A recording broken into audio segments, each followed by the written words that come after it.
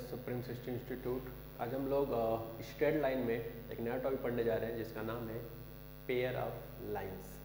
जैसा कि इसके नाम हमें समझ में आ रहा होगा, पेयर ऑफ लाइंस का मतलब होगा, पेयर मतलब दो, लाइंस यानी जब दो लाइन दिया जाता है एक साथ तो उसे पेयर ऑफ लाइंस कहते हैं। और इसमें किस तरह से लिख दिया जाए जिसे हम equation of pair of lines कहेंगे, ये सब कुछ हम लोग सीखने वाले हैं। ठीक है, आइए देखते हैं क्या है। तो सबसे पहला है पेयर ऑफ लाइंस में क्या सीखना अपने को, आइए देखते हैं। यहाँ लिखा है पेयर ऑफ लाइंस, ठीक है। हालांकि स्ट्रेट लाइन का ही पार्ट है तो कई बार मेंस में आया भी है, एडवांस में फिलहाल इसको ज़्यादा प्रीफर तो नहीं किया गया, बट हाँ ऐसा नहीं कि सवाल नहीं बनाए जा सकते, बनाए जा सकते। मेंस में नॉर्मली इसको प्रीफर किया जाता है, ठीक है। लिखा है एग्जाम्पल है, मैंने एग्जाम्पल एक समझाना चाहता हूँ कि कभी भी अगर आपसे ये फाइंड करने के लिए कहा जाए कि फाइंड करो क्या पेयर ऑफ लाइंस, अगर कभी भी अगर ये पूछा जाता है तो इसके लिए आपके पास हमेशा स्टूडेंट दो लाइन होना जरूरी है। पेयर बोला है, पेयर मतलब दो लाइन होना जरूरी है। सपोज दैट पहला लाइन ये है, दूसरा लाइन ये है, ठीक। पहला लाइन दिया आपको, दूसरा लाइन दिया है, तो पेयर ऑफ लाइंस का मतलब होता है स्टूडेंट, पेयर ऑफ लाइंस का मतलब होता है मल्टीप्लाई ऑफ बोथ साइमल्टेनियसली, दोनों लाइन को एक साथ मल्टीप्लाई करना है।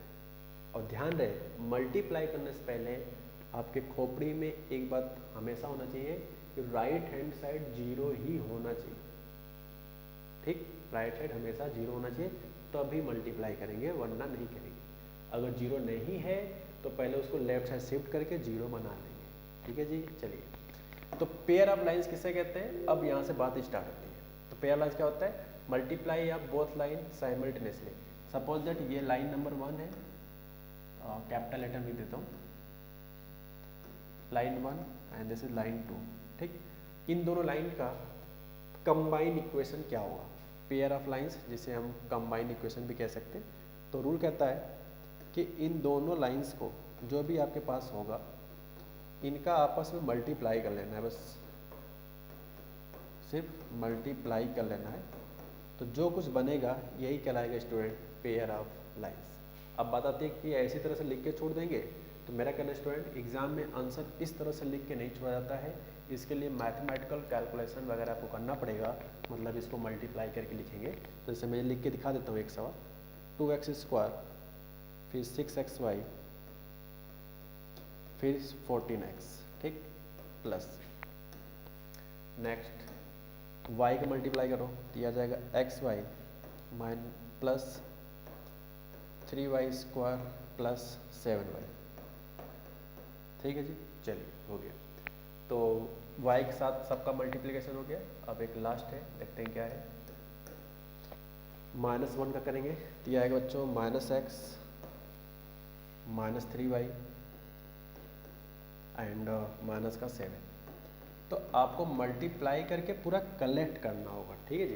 तो देखो 2x² इस पूरे प्रोसेस में सिर्फ एक ही बार आ रहा है, तो अगर मैं बात करूँ कॉम्बिनेशन का कि क्या लिखें तो मैं लिख के दिखाता हूँ। 2x² एक ही बार आया, कोई बात नहीं। फिर 3y² एक बार आ रहा है सिर्फ, उसको लिख लो। 6xy, xy आई थिंक दो जगह आ रहा है, एक यहाँ पर भी है और एक यहाँ पर भी। इनको ऐड करेंगे बच्चों तो 7xy आएगा, क्योंकि दोनों प्लस इसलिए ऐड करना पड़ेगा।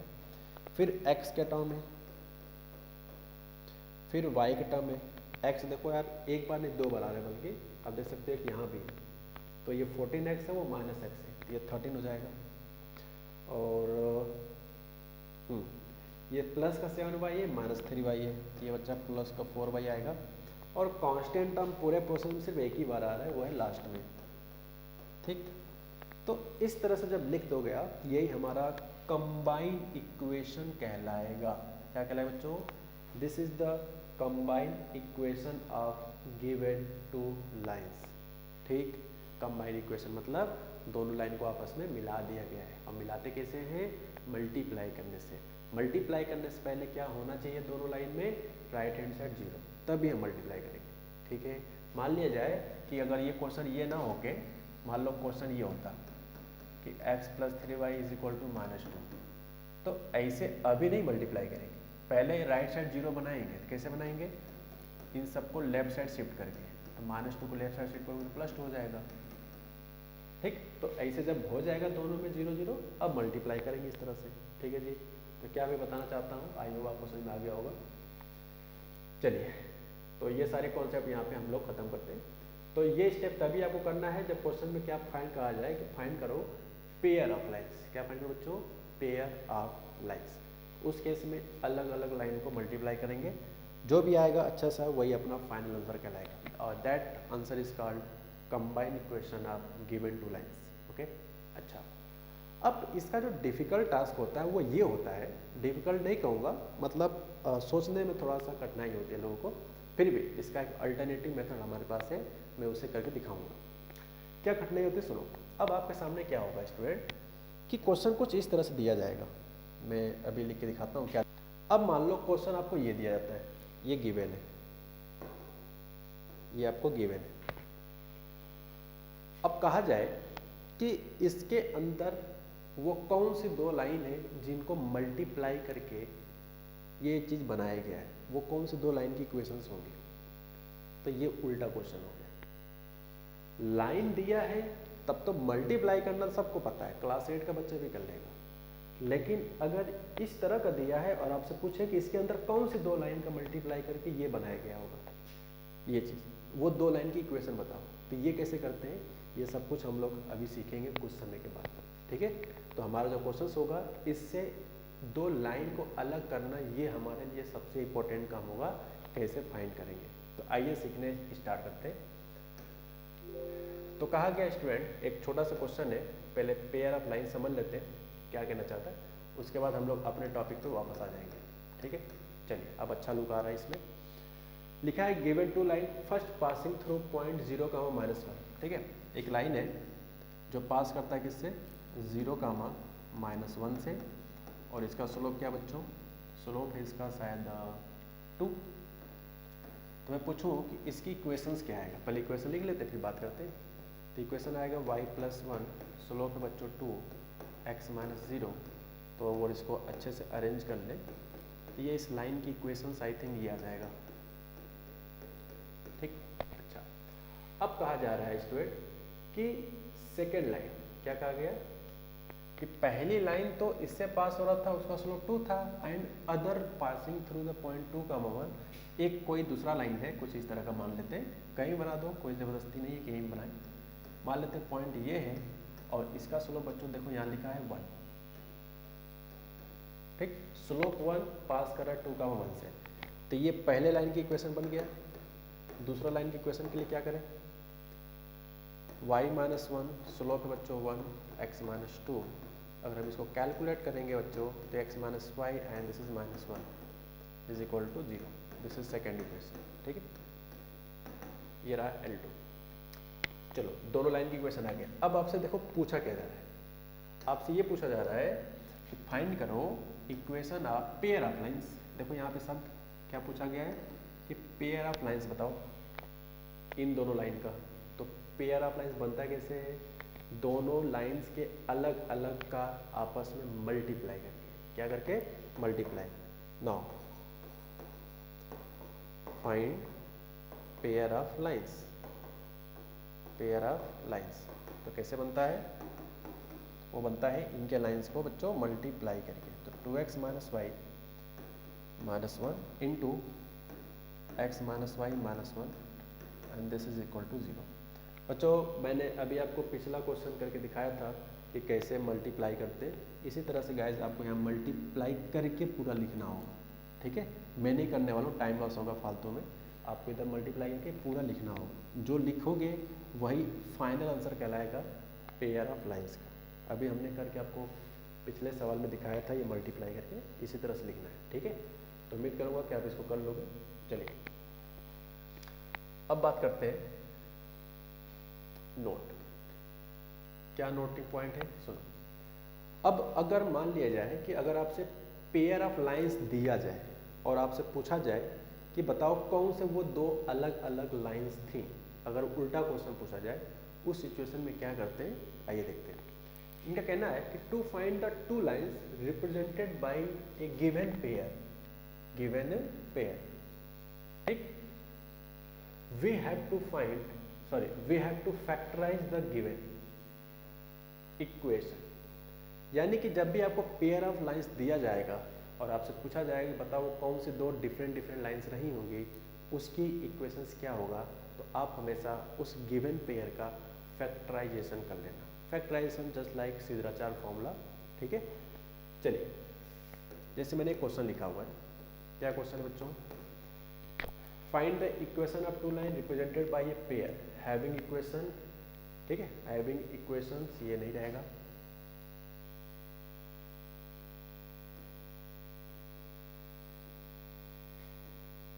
इतना गाइस आप मिटा दो पहले। अब सॉल्व पे आते हैं। Find the equation of to lines represented bye pair having equation combine equation, जिनके पेयर ऑफ हैविंग इक्वेशन वो कुछ इस तरह से कंबाइन के फॉर्म में लिखा गया है, और इसमें आपसे पूछा जा रहा है कि वो कौन से दो लाइन इसके अंदर छुपे हुए हैं, इसमें कौन से दो लाइन छुपे हुए हैं जिनकी इक्वेशंस आपको बतानी है, वो कौन सा दो लाइन है। तो रूल क्या कहता है कि इस तरह सवाल को आप हमेशा गाइस फैक्टर कर लिया करो, ठीक है, फैक्टराइज कर लिया करो, आपका आंसर आ जाएगा। कैसे फैक्टर करते हैं यही देखते हैं। इस सवाल का फैक्टराइजेशन तो बहुत ही आसान है। फिलहाल 3x² minus 3xy and plus 2xy, देखो फैक्टर बहुत आसान है, बहुत आसान है फैक्टर। 3 टू 6, मुझे माइनस का 1 चाहिए, इसलिए -3 + 2 कर लिया, ठीक है। अब इन दोनों में क्या कॉमन आएगा, तो इसमें बच्चों कॉमन आ जाएगा आपका 3x, क्या बचेगा x - 1 प्लस इसमें 2y कॉमन आएगा, ये बचेगा x - y। दोनों में से क्या कॉमन आएंगे, x - y and 3x + 2y = 0, ठीक। अब देखो ये मल्टीप्लाई हो गया, कॉमन ले लेना दोनों में। अब क्या रूल कहता है कि दो चीज़ का मल्टीप्लाई करने से 0 आता है, तो बाय मैथमेटिक्स क्या होगा, या तो पहला 0 होगा या फिर दूसरा। इसका मतलब है कि ये रहा पहला लाइन का आंसर। तो मैं पूछूंगी कौन कौन से लाइन रहे होंगे जिनका ये कंबाइन इक्वेशन यानी कि पेयर ऑफ लाइन दिखा है, तो वो लाइन रहा होगा x - y = 0, और दूसरा लाइन रहा होगा बच्चों 3x + 2y = 0। ये तो बहुत ही आसान था, फैक्टराइजेशन बड़े आसानी से हो गया, ठीक है। लेकिन एक क्वेश्चन ऐसे भी होते हैं जिसमें फैक्टराइजेशन इतना कूल नहीं होने वाला। कूल मतलब इतना रिलैक्स मूड में नहीं हो सकता। उस केस के लिए, या इसी में क्यों ना हो, इस सवाल हो चाहे किसी भी तरह का सवाल, चाहे इस तरह का हो चाहे बड़ा बड़ा सवाल हो, इन सबका मालिक सिर्फ एक है। वो क्या है, आइए देखते हैं। अब देख सकते हो ये बहुत बड़ा सा फॉर्मेट लिखा हुआ है, बहुत ही बड़ा लिखा है एक्चुअल में। इस पर्टिकुलर क्वेश्चंस में अगर देखा जाए तो ये लिखा है x² 6xy + 9y² + 4x + 12y - 5 = 0, ठीक है। अब इस क्वेश्चंस में यहाँ से लेकर यहाँ तक लिखा है इतना बड़ा सा नंबर, और आपसे कहा गया है कि रिप्रेजेंट करता है, ये आपको प्रूव करना है कि 2 पैरेलल लाइंस को रिप्रेजेंट करता है, ये प्रूव करना है। आल्सो, यहाँ पे आल्सो लिखा है, अगर दिख नहीं रहा तो देख लो आप। Also find the distance between them, तो अगर वो लाइंस पैरेलल हैं तो आपको उनके बीच का डिस्टेंस भी बताना है। तो आप देख सकते हो पहली बात कि ये लाइन तो दिख ही नहीं रहा है, ये तो 2 डिग्री कर्व में लिखा है, और लाइन तो लीनियर होता है। इसका मतलब है कि इसके अंदर छुपा हुआ है कौन, 2 लाइंस। अब ये 2 लाइन कैसे निकालेंगे, पिछला सवाल तो बड़ा आसान था फैक्टर करना, इस सवाल में तो फैक्टर उतना आसानी से तो होगा नहीं। तो इसीलिए आपका सवाल अगर पेयर ऑफ लाइंस का है और किसी भी तरह से लिखा है, अगर उसमें से अगर 2 लाइन अलग करना है तो सिर्फ यूनिक मेथड क्या फॉलो करना है गाइस, मैं आपको इस सवाल से बताने जा रहा हूँ। ये थ्योरी नहीं है, एज ए क्वेश्चन हम सीखने वाले हैं कि जब मल्टीप्लाई के लाइंस दिया जाता है तो उनसे अलग अलग लाइंस कैसे निकालते हैं, वो चीज़ हम लोग इस कॉन्सेप्ट में सीखने वाले हैं, ठीक है। तो सबसे पहला स्टेप्स होता है इसमें कि आप अपनी इच्छा अनुसार इस पर्टिकुलर एक्सप्रेशन में, पर्टिकुलर इक्वेशन में आप किसी एक में क्वाड्रेटिक बना लो, इट्स योर चॉइस। ये सब कुछ आपके ऊपर डिपेंड है कि क्वाड्रेटिक किस में बनाना चाहते हो। एक्स में क्वाड्रेटिक बनाना चाहते हो तो वाई में, ये सब आपकी इच्छा है। अगर एक्स में क्वाड्रेटिक बनाना चाहते हो तो एक्स की तरह क्वाड्रेटिक फॉर्मेट लिखना है। जैसे एक्स में बनाना चाहते हैं तो एक्स के कोएफिशिएंट कहाँ कहाँ है, एक यहाँ पे है और एक यहाँ है, तो एक्स कॉमन ले लो, कितना जाएगा 6y + 4x। तो जो बचेगा फिर बच्चों वो कांस्टेंट की तरह डील बचेगा, वो कांस्टेंट की तरह डील होगा। ठीक है, मैंने क्या बताया, आपकी इच्छा है किसी में भी क्वाड्रेटिक बना सकते हो। मेरी इच्छा गाइस यहाँ पे x में क्वाड्रेटिक बनाने का था, इसलिए मैंने यहाँ पे x लिखा है। ठीक है, मेरी इच्छा x में थी इसलिए मैंने x लिखा है। अगर आपकी इच्छा y में क्वाड्रेटिक बनाने का होता तो अब यहाँ पे y² y फिर बगल में x के टर्म्स लिखे जाते। अब बताओ, अगर हम सीधा फॉर्मूले की बात करें तो a1 है, b प्लस में 6y + 4 है and c is 9y² plus 12y - 5। ये a है, ये b है गाइस, वो c है। ठीक है, वो c। अब इस पर्टिकुलर सीधा फॉर्मूले में क्वाड्रेटिक हमने डिसाइड किया था बच्चों कि हम x में बनाना चाहते हैं। हम किस में बनाना चाहते हैं, x के फॉर्मेट में। अब x के फॉर्मेट में बनाने के लिए बन तो गया है x के फॉर्मेट में, लेकिन सीधा फॉर्मूला क्या कहता है कि जिसमें क्वाड्रेटिक बनाओ वो is equal to -b plus minus √b² - 4ac divide by 2 है। ठीक है जी, चलिए तो x is equal to b plus में हो जाएगा 6y + 4 and plus minus √b plus पे है बच्चों 6y + 4 का होल स्क्वायर -4। a की वैल्यू बच्चों यहाँ 1 है, c की वैल्यू इतना बड़ा सा नंबर है 9y² plus 12y - 5 and whole divided by 2 × a बोले तो 1। ठीक है, सिर्फ इसको सिंप्लीफाई करना है, कुछ नहीं करना है। और सिंप्लीफाई आपको लग रहा होगा कि अंदर इतना बड़ा सा नंबर है, ये कैसे होगा, ये बहुत आसान होगा, उसकी चिंता आपको नहीं करना है। ठीक है, तो आइए कैलकुलेशन करके देखते हैं एक स्टेप और, तो उसके बाद बात करते हैं। तो x इज इक्वल टू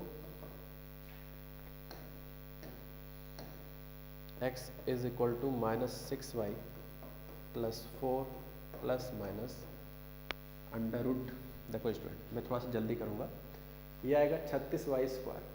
जब इसको a + b को इसको ओपन करेंगे 36y², और यहाँ भी आएगा माइनस प्लस माइनस 4 9 जब 36y², ये दोनों कैंसिल हो जाएंगे।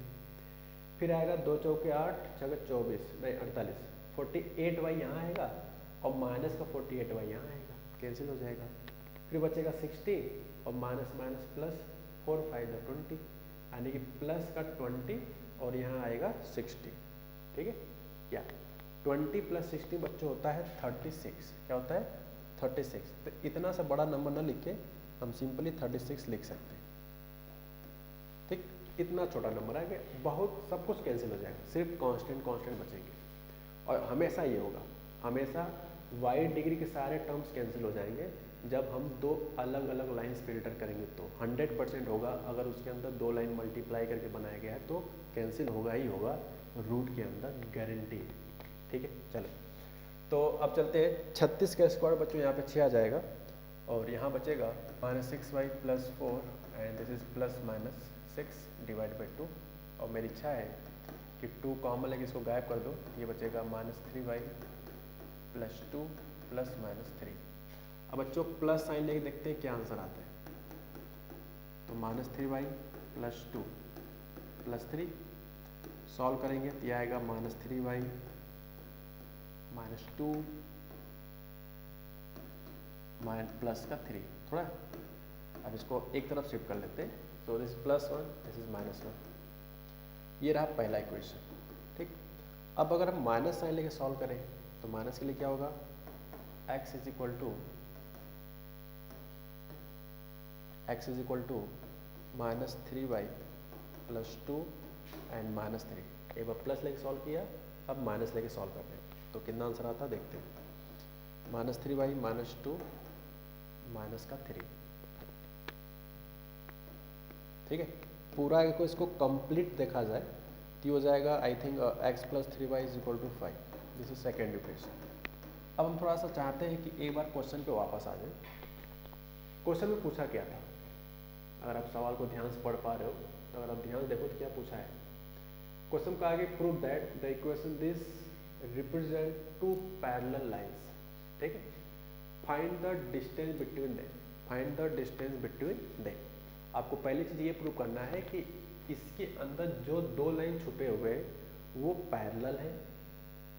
अगर ये प्रूफ हो जाता है तब आपको चीज बताना है also find distance between them.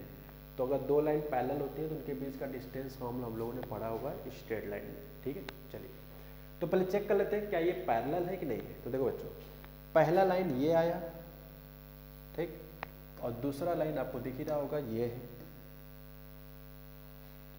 पहला लाइन की इक्वेशन है x + 3y - 1 = 0, x + 3y + 5 = 0। तो अगर इसका हम स्लोप निकालेंगे तो -1/3 आएगा और इसका भी स्लोप आई थिंक -1/3 है। तो जब दोनों लाइन के स्लोप सेम है तो इस बात की गारंटी है कि लाइन तो 100% पैरेलल होने ही वाला है, इसमें कोई शक नहीं है। तो कह सकते हैं यार first and second line are parallel, तो पहला चीज तो प्रूफ हो गया भाई, ठीक। यानी कि कुछ इस तरह से एक पहला लाइन और ये रहा दूसरा लाइन। अब ये दोनों लाइन अगर आपस में पैरेलल है तो इनके बीच का डिस्टेंस मतलब ये पूछा जा रहा है। और दो लाइन अगर पैरेलल होती है तो बच्चों उनके बीच का जो डिस्टेंस होता है वो हम लोगों ने पढ़ा हुआ है बड़े अच्छे से। क्या होता है,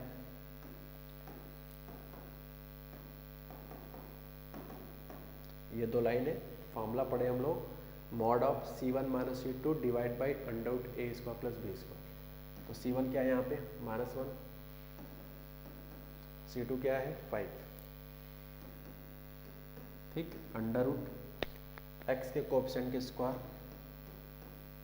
प्लस y के कोएफिशिएंट के स्क्वायर। ध्यान रहे ये हम तभी लगा पा रहे हैं पैरेलल होने के साथ साथ ये सारे टर्म सेम है, ये और ये इतना सेम है दोनों में, तभी हम C1 और C2 लगा रहे हैं।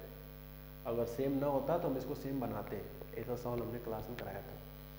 तो ये हो जाएगा बच्चों ऊपर -6 का मॉड क्या होता है 6, 9 + 1 √10। तो चाहो तो इतना लिख के छोड़ दो, हालांकि थोड़ा सा और छोटा हो सकता है बट कोई बात नहीं, इतना लिख के छोड़ दो, ठीक है।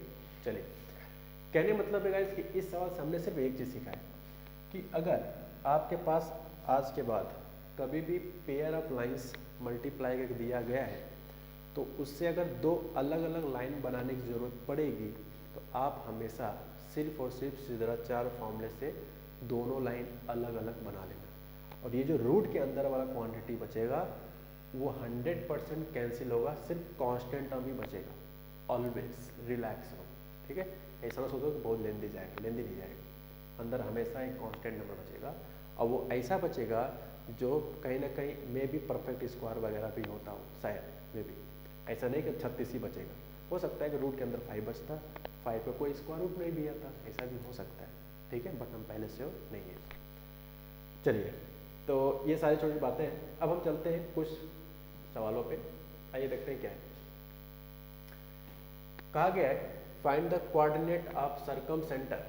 यहाँ पे गए सर्कम सेंटर पूछा गया है, हालांकि इससे हम लोग पहले से फैमिलियर है कि ये क्या होता है, तो थोड़ा सा हम लोग आगे बढ़ते हैं।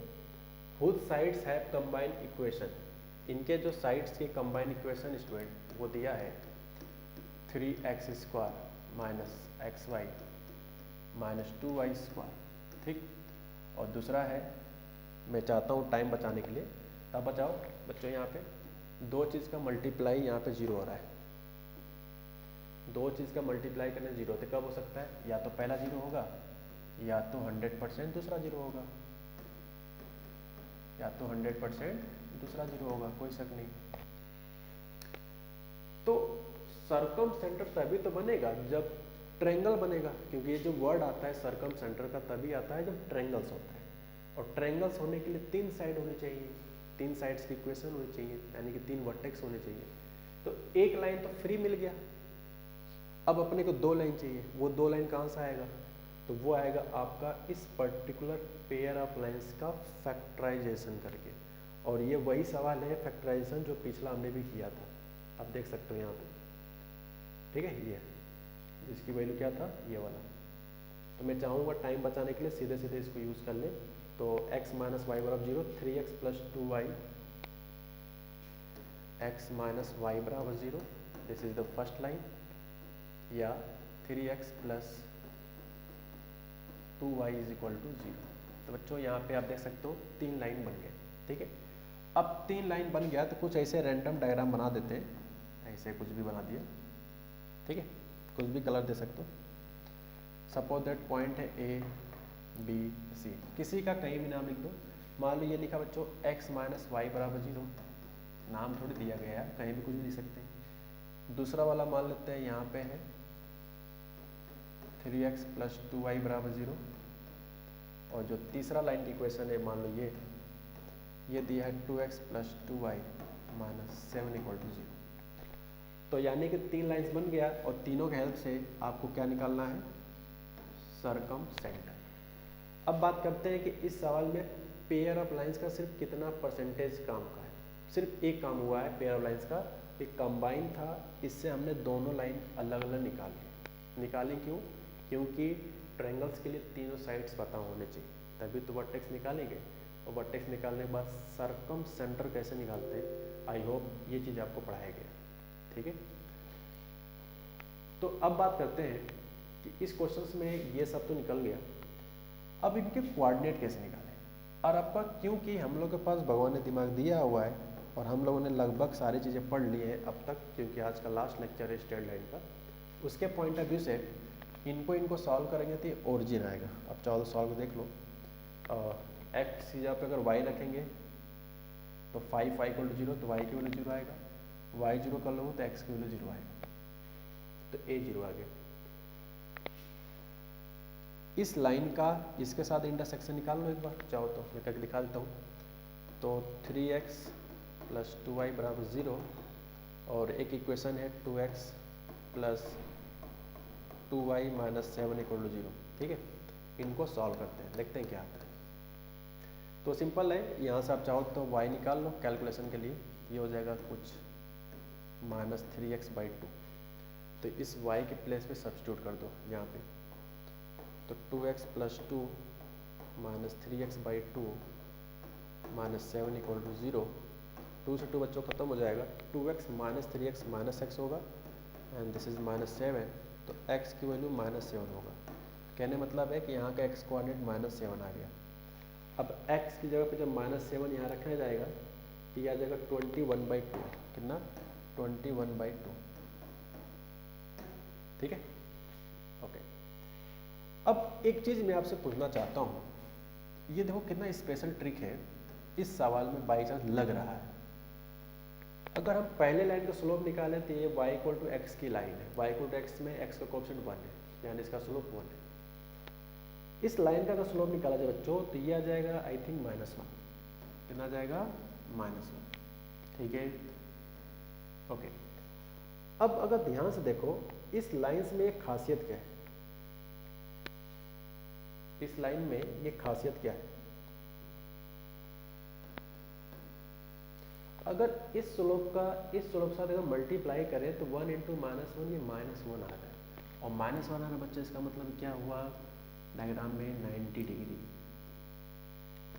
ये सबसे आसान तरीका है, बाई चांस ऐसा दिख गया मेरे को, अगर ये ना दिखा तो हम सी भी निकालते हैं, इनको सॉल्व करके सी निकालते हैं, तीनों वर्टेक्स पता हो गया, तीनों वर्टेक्स मालूम होता है, तो सर्कम सेंटर फाइंड करने का तरीका हमने आपको क्लास में बताया हुआ है कि इसके परपेंडिकुलर बाइसेक्टर की इक्वेशंस किसी दो को निकाल लेते हैं, आपस में सॉल्व कर लेते हैं, आंसर आता है।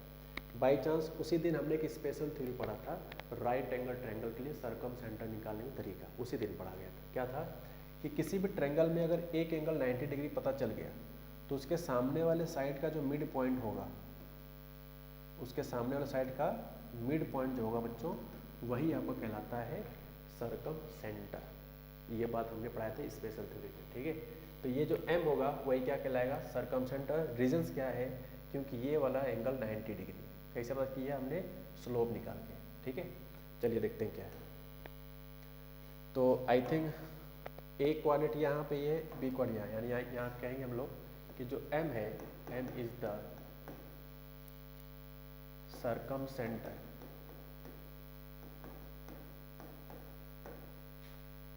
where m is midpoint of AB। ये कैसे पता चला मिड पॉइंट है? ये हमने रूल पढ़ाया था आपको स्पेशल थ्योरी में कि जब किसी भी ट्रायंगल में एंगल राइट एंगल होता है, उसके सामने वाला जो साइड्स होता है बच्चों, वो उसका जो मिड पॉइंट होगा वो हमेशा सर्कमसेंटर कहलाता है। और क्वेश्चंस की इच्छा है कि हमें आप सर्कमसेंटर ही बताओ, यहाँ लिखा है सर्कमसेंटर, ठीक है। इसीलिए तो यहाँ के जो कोऑर्डिनेट्स हैं वो कुछ है -7, 21/2 आपका B है, और एक कोऑर्डिनेट बच्चों 0। तो मिड पॉइंट कितना हो जाएगा? x1 + x2 divide by 2, y1 + y2 divide by 2। थोड़ा सा कैलकुलेट कर लेंगे, बड़ा आसान आंसर आएगा। And this is 21/4।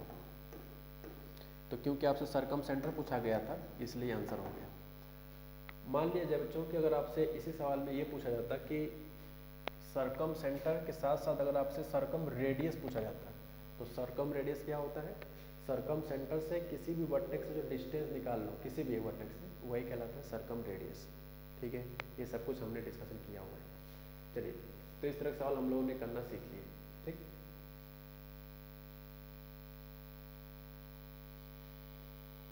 अब हम बात करते हैं थ्योरी की, ठीक है। यानी कि अभी तक हमने क्या सीखा कि पेयर ऑफ लाइंस बनता है 2 लाइन का मल्टीप्लाई करके, ठीक। फिर क्वेश्चन सीखा गया कि अगर मल्टीप्लाई करके लिखा है तो पेयर ऑफ लाइंस अलग अलग कैसे निकालते हैं। उसके लिए आपको सीधा 4 फॉर्मूला यूज करना चाहिए, जिससे कि 100% आंसर आता है। कुछ सवाल ऐसे होते हैं बाई चांस फैक्टराइजेशन से भी हो जाता है। अच्छा, अब उसी प्रोसेस में अगर आगे बढ़ा जाए तो अब हम यहाँ पे सीखने जा रहे हैं, एक नाम नया आ जा रहा है जिसे कहा गया है होमोजीनियस इक्वेशंस। पहले बात कर लेते हैं होमोजीनियस इक्वेशन क्या होता है। All terms have same degree. क्या बच्चों? Same degree.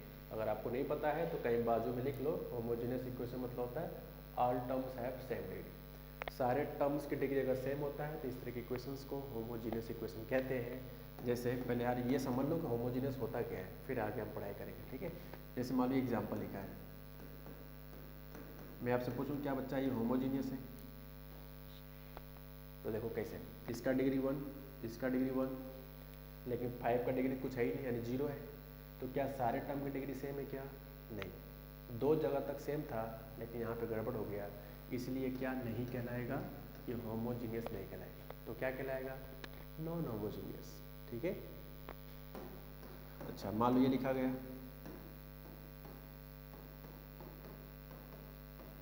सपोज दैट ये, तो देखो x का भी पावर 2 है, x y इसके डिग्री 1 1 यानी कि टोटल 2 है, y का भी 2 है। तो देखो सारे टर्म्स के डिग्री कैसे आ रहे हैं? सेम सेम आ रहे हैं, 2 के बराबर, इसलिए क्या कहलाएगा? होमोजीनियस।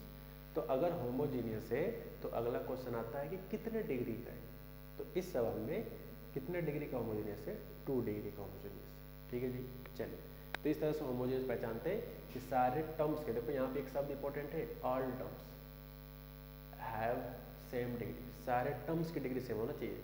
ऐसा नहीं कि 2 जगह सेम है, 1 जगह नहीं है तो होमोजीनियस बोल देंगे, ये गलत होगा। हर टर्म्स की डिग्री सेम। तो यहाँ पे गड़बड़ हो रहा था इसलिए ये होमोजीनियस नहीं था, ठीक है जी। चलिए, तो होमोजीनियस क्या होता है वो मैंने समझा दिया। नहीं समझ में आया तो आप बगल में डेफिनेशन और एग्जाम्पल लिख सकते हो, मैं इसको मिटाने जा रहा हूँ। अब हमारे सिलेबस में होमोजीनियस का जो लुक है वो 2 डिग्री का नॉर्मली थ्योरी के तौर पर पढ़ाया जाता है, ठीक है। 2 डिग्री वो किस तरह का देखने में होता है वो मैंने यहाँ लिख दिया है। ax² + 2hxy + by² = 0 represent homogeneous equation of कितने डिग्री का? अब देख सकते हो x का पावर भी 2 है, x y दोनों पर 1 1 यानी कि 2 हो गया, y की पावर भी 2 है। यानी कि इनमें सारे टर्म्स की जो डिग्री है बच्चों वो 2 आ रहा है, यानी कि सब में सेम आ रहा है, इसलिए इसे होमोजीनियस कह रहे हैं। और कितने डिग्री का? 2 डिग्री का। रीजन क्या है कि इनके सबके पावर 2 है। ठीक है, चलिए अब इसमें हम कुछ बात पूछना चाहते हैं, आपको बताना है। मैं पूछूं बच्चों कि एक्स स्क्वायर कोएफिशिएंट कितना है, तो वो ए है, वाई स्क्वायर बी है, और एक्स वाई का कोएफिशिएंट अगर से पूछें कि एक्स वाई का कोएफिशिएंट कितना है बच्चों, तो वो यहाँ पे है 2h। ठीक है, इन सबको क्यों लिखवा रहा हूँ, इसका रीज़न है। अब इसके बाद जितना भी हमारा कॉन्सेप्ट चलने वाला है वो सब ए बी एच पे ही चलने वाला है। तो मैं आपसे पूछूंगा कि एच की वैल्यू बताओ, क्या पूछूँ? एच की। तो आपको इस तरह के इक्वेशंस में एक्स वाई के कोएफिशिएंट्स निकालना होगा। मैं पूछूंगा कि ए की वैल्यू फाइंड करो, तो ए हमेशा इस पर्टिकुलर होमोजीनियस इक्वेशन में एक्स स्क्वायर के कोएफिशिएंट से आएगा। ठीक है, तो ये 3 चीज़ जानना जरूरी है कि ए बी एच किस जगह से आता है। वो होता है एक्स स्क्वायर कोएफिशिएंट से ए आता है, वाई स्क्वायर से बी, और एक्स वाई, ध्यान है एक्स वाई कोएफिशिएंट यहाँ पे एच नहीं बच्चा, 2h है, 2h लिखा है। ठीक है, जैसे मैं आपको एग्जांपल दूं कि समथिंग लाइक दैट,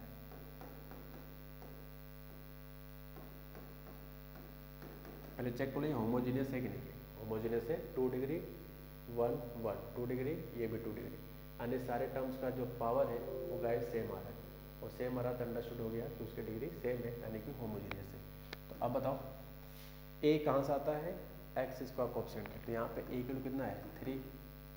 एच कहाँ से आता है? वो एक्स वाई कोएफिशिएंट से, लेकिन ध्यान है एक्स वाई कोएफिशिएंट से आपका एच नहीं बल्कि 2h की वैल्यू आता है।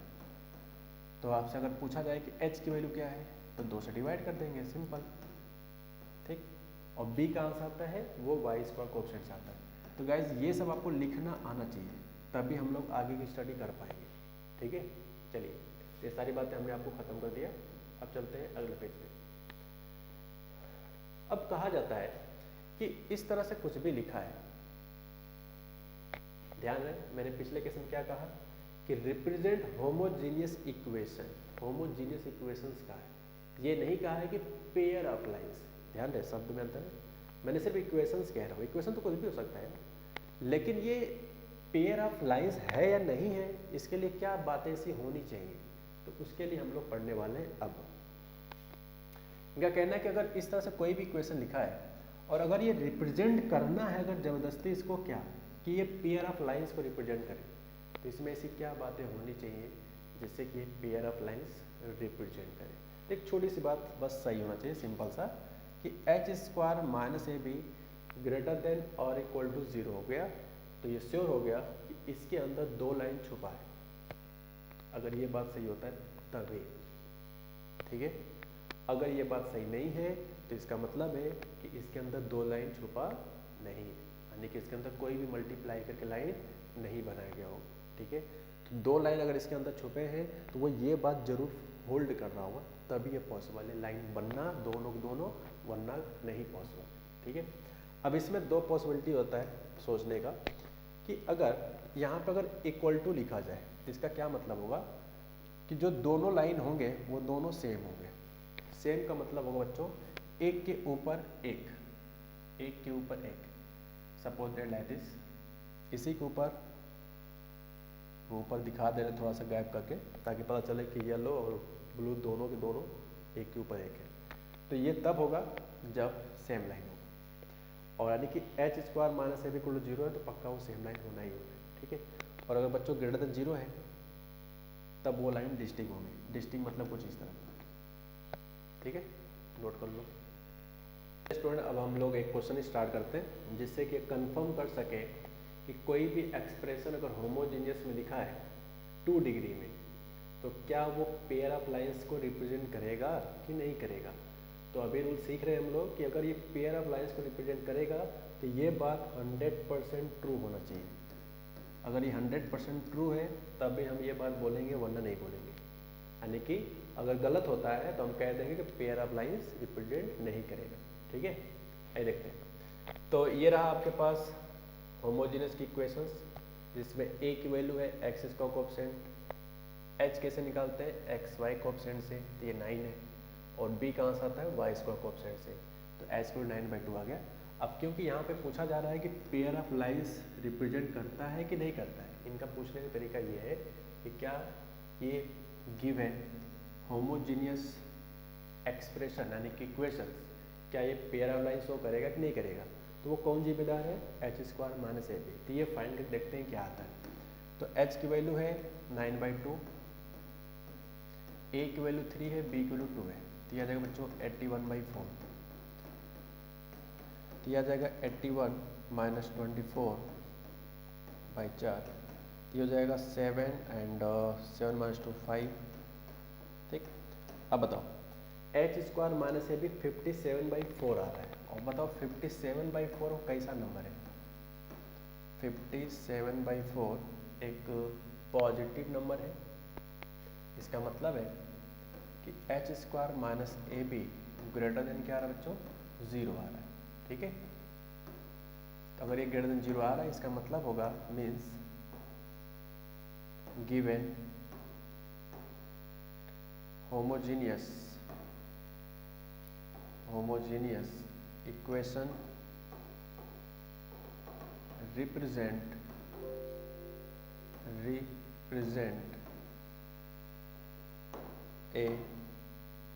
A pair of lines.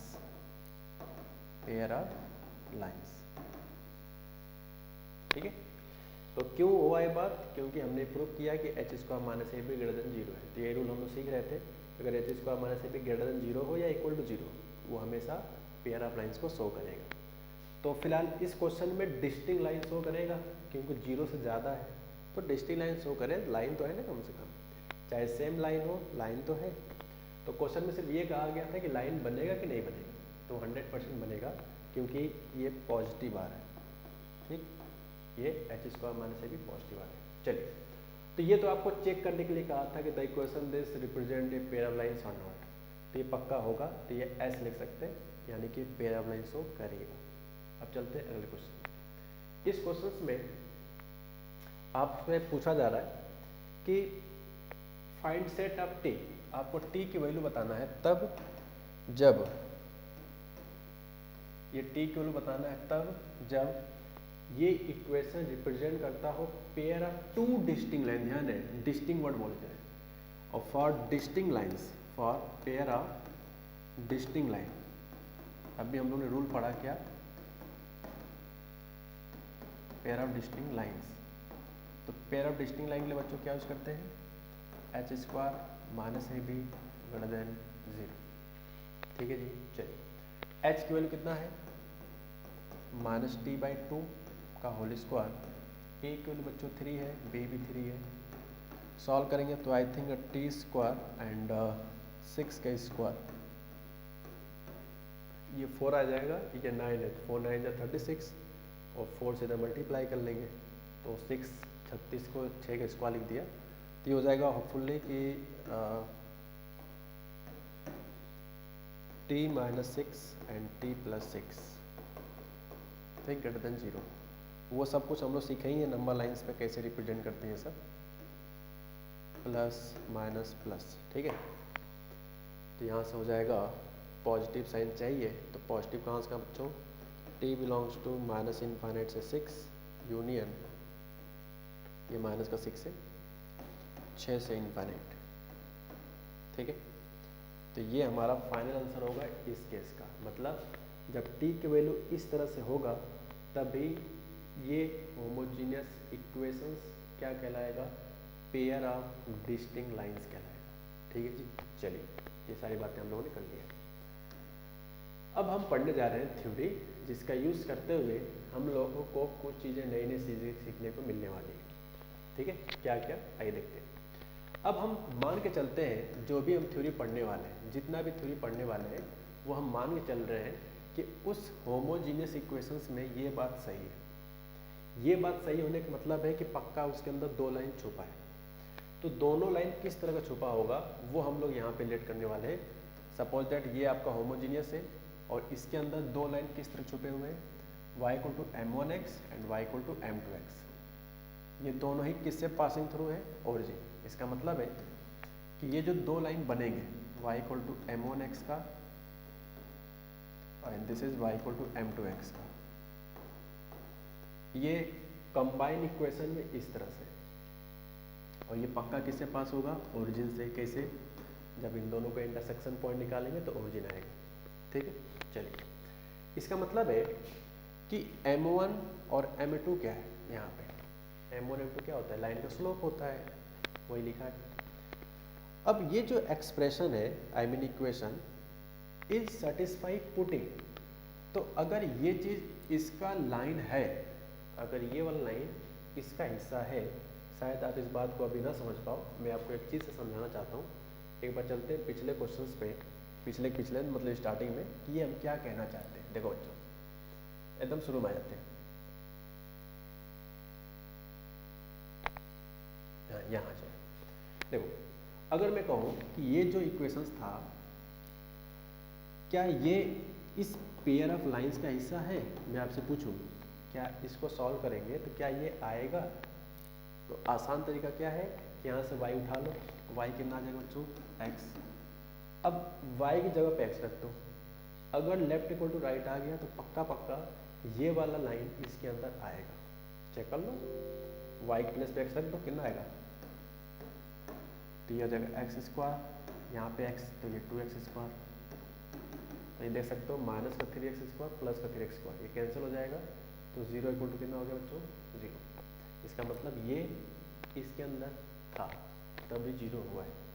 यही बात हम आपको बताना चाहते हैं कि अगर जनरल में ax square plus 2hxy plus by square equal to 0 है, और इसके अंदर अगर कोई line y equal to m1x type का है, तो वो लाइन उस पर्टिकुलर होमोजेनियस को सेटिस्फाई करेगा। ठीक है, जैसे यहाँ पे करके हमने दिखा दिया। यही बात हमने आपको वहाँ बताने की कोशिश कर रहा हूँ। ठीक है,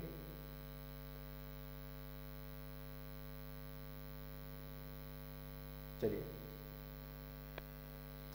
तो यही कहा गया है कि अगर ये होमोजेनियस इक्वेशन सेटिस्फाई करता है इस पर्टिकुलर लाइंस को, तो इनके लाइंस को अगर रखा जाएगा इसमें, तो पक्का ये लेफ्ट इक्वल टू राइट आएंगे। अब दोनों को रखेंगे 2 बार, टाइम लॉस होगा। आप देख सकते हो कि सिर्फ यहाँ पे m1 है और यहाँ पे m2 है, सिर्फ स्पेलिंग चेंज हुआ है। तो एक बार हम m1 m2 को बात न मानकर इनकी जगह पे हम एक जनरल में m मान लेते हैं। क्या मान लेते हैं, y इक्वल टू mx। तो m के जगह पे जब m1 रखेंगे तो पहला लाइन आ जाएगा, m की जगह पे जब दूसरा लाइन रखेंगे स्लोप, तो दूसरा लाइन का स्लोप आ जाएगा। यानी कि m की 2 वैल्यू इन दोनों लाइन के स्लोप कहलाएंगे। ठीक, अच्छा, तो क्या करते हैं, इस y की mx यहाँ सब्स्टिट्यूट करते हैं, जहाँ जहाँ y है वहाँ हम लोग इसको सब्स्टिट्यूट करने जा रहे हैं। चलिए देखते हैं क्या आता है। तो y की जगह पे mx रख दिया, जहाँ जहाँ y था, यहाँ पे y था और एक यहाँ y था, इस y के प्लेस पे हमने बच्चों mx रख दिया। तो आप देख सकते हो 2hmx स्क्वायर एक्स स्क्वायर, तो यहाँ पे भी एक्स स्क्वायर है, यहाँ भी एक्स स्क्वायर है और यहाँ पर भी X square, and this is equal to 0। तो एक्स स्क्वायर से अगर हम डिवाइड करते तो क्या बचेगा, bm square 2hm and this is a। अब क्योंकि ये m में क्वार्टिक आ रहा है बच्चों, तो इसका मतलब है m क्या था, अगर आप ध्यान देखो तो m था m1 और m2, m क्या था, m1 और m2, यानी पहले लाइन का स्लोप और दूसरे लाइन का स्लोप। ठीक है, तो ये हो जाएगा hence has roots m1 and m2। तो यहाँ पे एक खूबसूरत रिलेशन बनने वाला है। अगर ये क्वार्टिक है बच्चा m में, तो यहाँ से एक रिलेशन बनने वाला है कि m1 m2 अगर इसके रूट्स है, तो ये क्या लिखा है, सम ऑफ रूट्स। क्या लिखा है, सम ऑफ रूट्स। ये क्या लिखा, -2h, मतलब कोफिशिएंट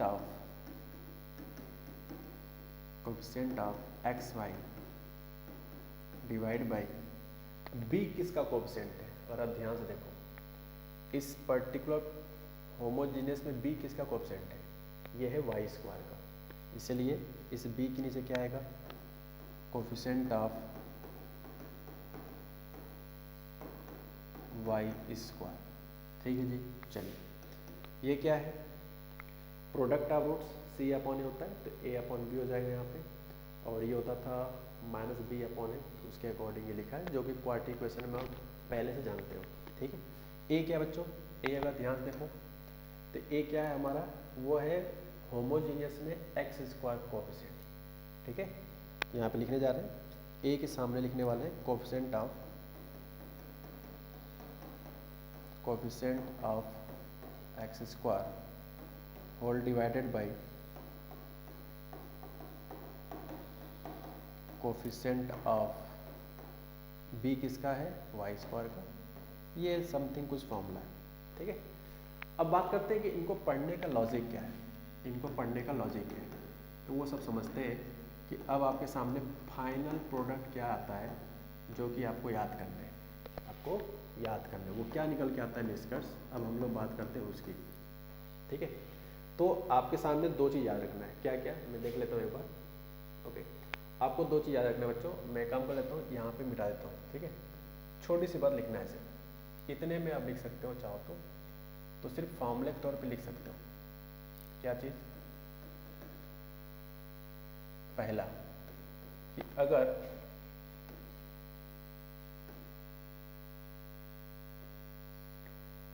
इफ ax² 2hxy, सिर्फ हमारे काम का क्या आया इतना पढ़ने के बाद वो आपको लिख लेना है। ये तो मैंने आपको प्रूविंग बताया कि ये कहाँ से आता है, वास्तव में आपको एक डायरेक्ट रिजल्ट याद रखना है, ठीक है। तो ये होमोजीनियस इक्वेशंस है, तो ये अंडरस्टूड है कि इसके अंदर दो लाइन छुपा होगा, कुछ इस तरह का होगा, y = m1x plus y = m2x।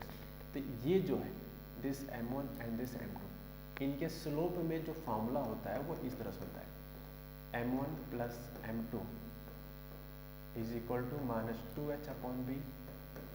और बच्चों प्रोडक्ट का रूट्स कितना होगा, a/b, ठीक। इतना सिर्फ आपको याद रखना, बाकी कुछ भी नहीं याद रखना, जो कि ये फाइनल प्रोडक्ट है, ये याद रखना है। तो कुछ लोग ए बी में कंफ्यूज हो जाते हैं, इसलिए मैंने उनको इस तरह से बताया, ठीक है। किस तरह से वर्क होता है, आइए हम लोग एक क्वेश्चन थ्रू समझते हैं। जैसे एक क्वेश्चन है, गिवन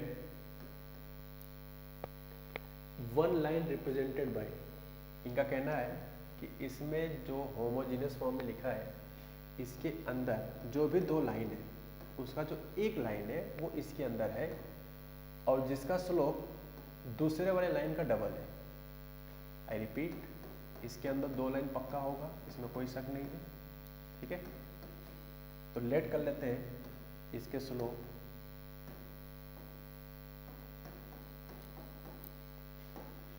m, तो दूसरे वाले कितना हो जाएगा 2m, क्यों, क्योंकि यहाँ पे डबल बोला है। तो एक लास्ट टाइम पढ़ लेते हैं, given one line represented by this has slope double of slope of other line, यानी कि इसके अंदर जो एक लाइन का जो स्लोप है दूसरा लाइन का स्लोप उसका डबल है, ये इनका कहना है, ठीक है। तो अगर एक m मान लेते तो दूसरा ऑटोमेटिक क्या हो जाएगा 2m हो जाएगा। तो अगर हम बात करें क्वेश्चंस के प्लानिंग की, तो अगर इसको हम लोग सपोज दैट अगर दिमाग में इसको m1 लेके चले और इसको लेकर m2, तो अभी तक हमारे क्वेश्चंस में दो वेरिएबल है m1 m2। m1 m2 तो हम बस पढ़ने के लिए कह रहे हैं, वास्तविक में वेरिएबल सिर्फ क्या निकल के आता है, m की वैल्यू है। अब किसी तरह से स्टूडेंट अपने को m हटाना है, किसी तरह से अपने को m हटाना है। वो हटेगा कैसे, वो हटेगा आपके उस दो बेसिक फॉर्मूले से जिसका नाम था कुछ ये sum of roots and product of roots, ठीक है। तो देखते हैं क्या है। पहला रिलेशन सम ऑफ रूट्स यानी कि सम ऑफ स्लोप कितना हो जाएगा -2h/a। यहाँ से 3m आएगा तो m के लिए कितना आ जाएगा -2h/3, ठीक है जी। अब क्योंकि हमने लेट किया हुआ है स्लोप को, तो किसी तरह से अपने को m हटाना है, और इस तरह से हटाना है कि आपका जो कंडीशन बने वो किस में बने बच्चों, वो a उसमें आना चाहिए, h आना चाहिए और b आना चाहिए। तो जब ये तीनों आएगा वही हमारा आंसर होगा। तो आप देख सकते हो इस रिलेशन में h तो आ रहा है, a तो आ रहा है, लेकिन इसमें एक ऐसा अपरिचित आदमी आ रहा है जो हमारे क्वेश्चन में नहीं था, क्योंकि हमने इसको लेट किया है अपनी तरफ से, तो इसको भी हटाना है। तो पहला रिलेशन का यूज़ करके तो हटा तो नहीं, तो अब हम लोग यूज़ करेंगे सेकेंड वाला। सेकेंड क्या था, product of roots m1 × m2। तो इसका फॉर्मूला है बच्चों यहाँ पे b था, मैं गलती से लिख दिया यहाँ पे, अब देख सकते हो b लिखा था ना यहाँ पे, कहाँ गया, यहाँ देखो b लिखा है, ठीक है। तो यहाँ पे बी लिखा होगा एक्चुअल में,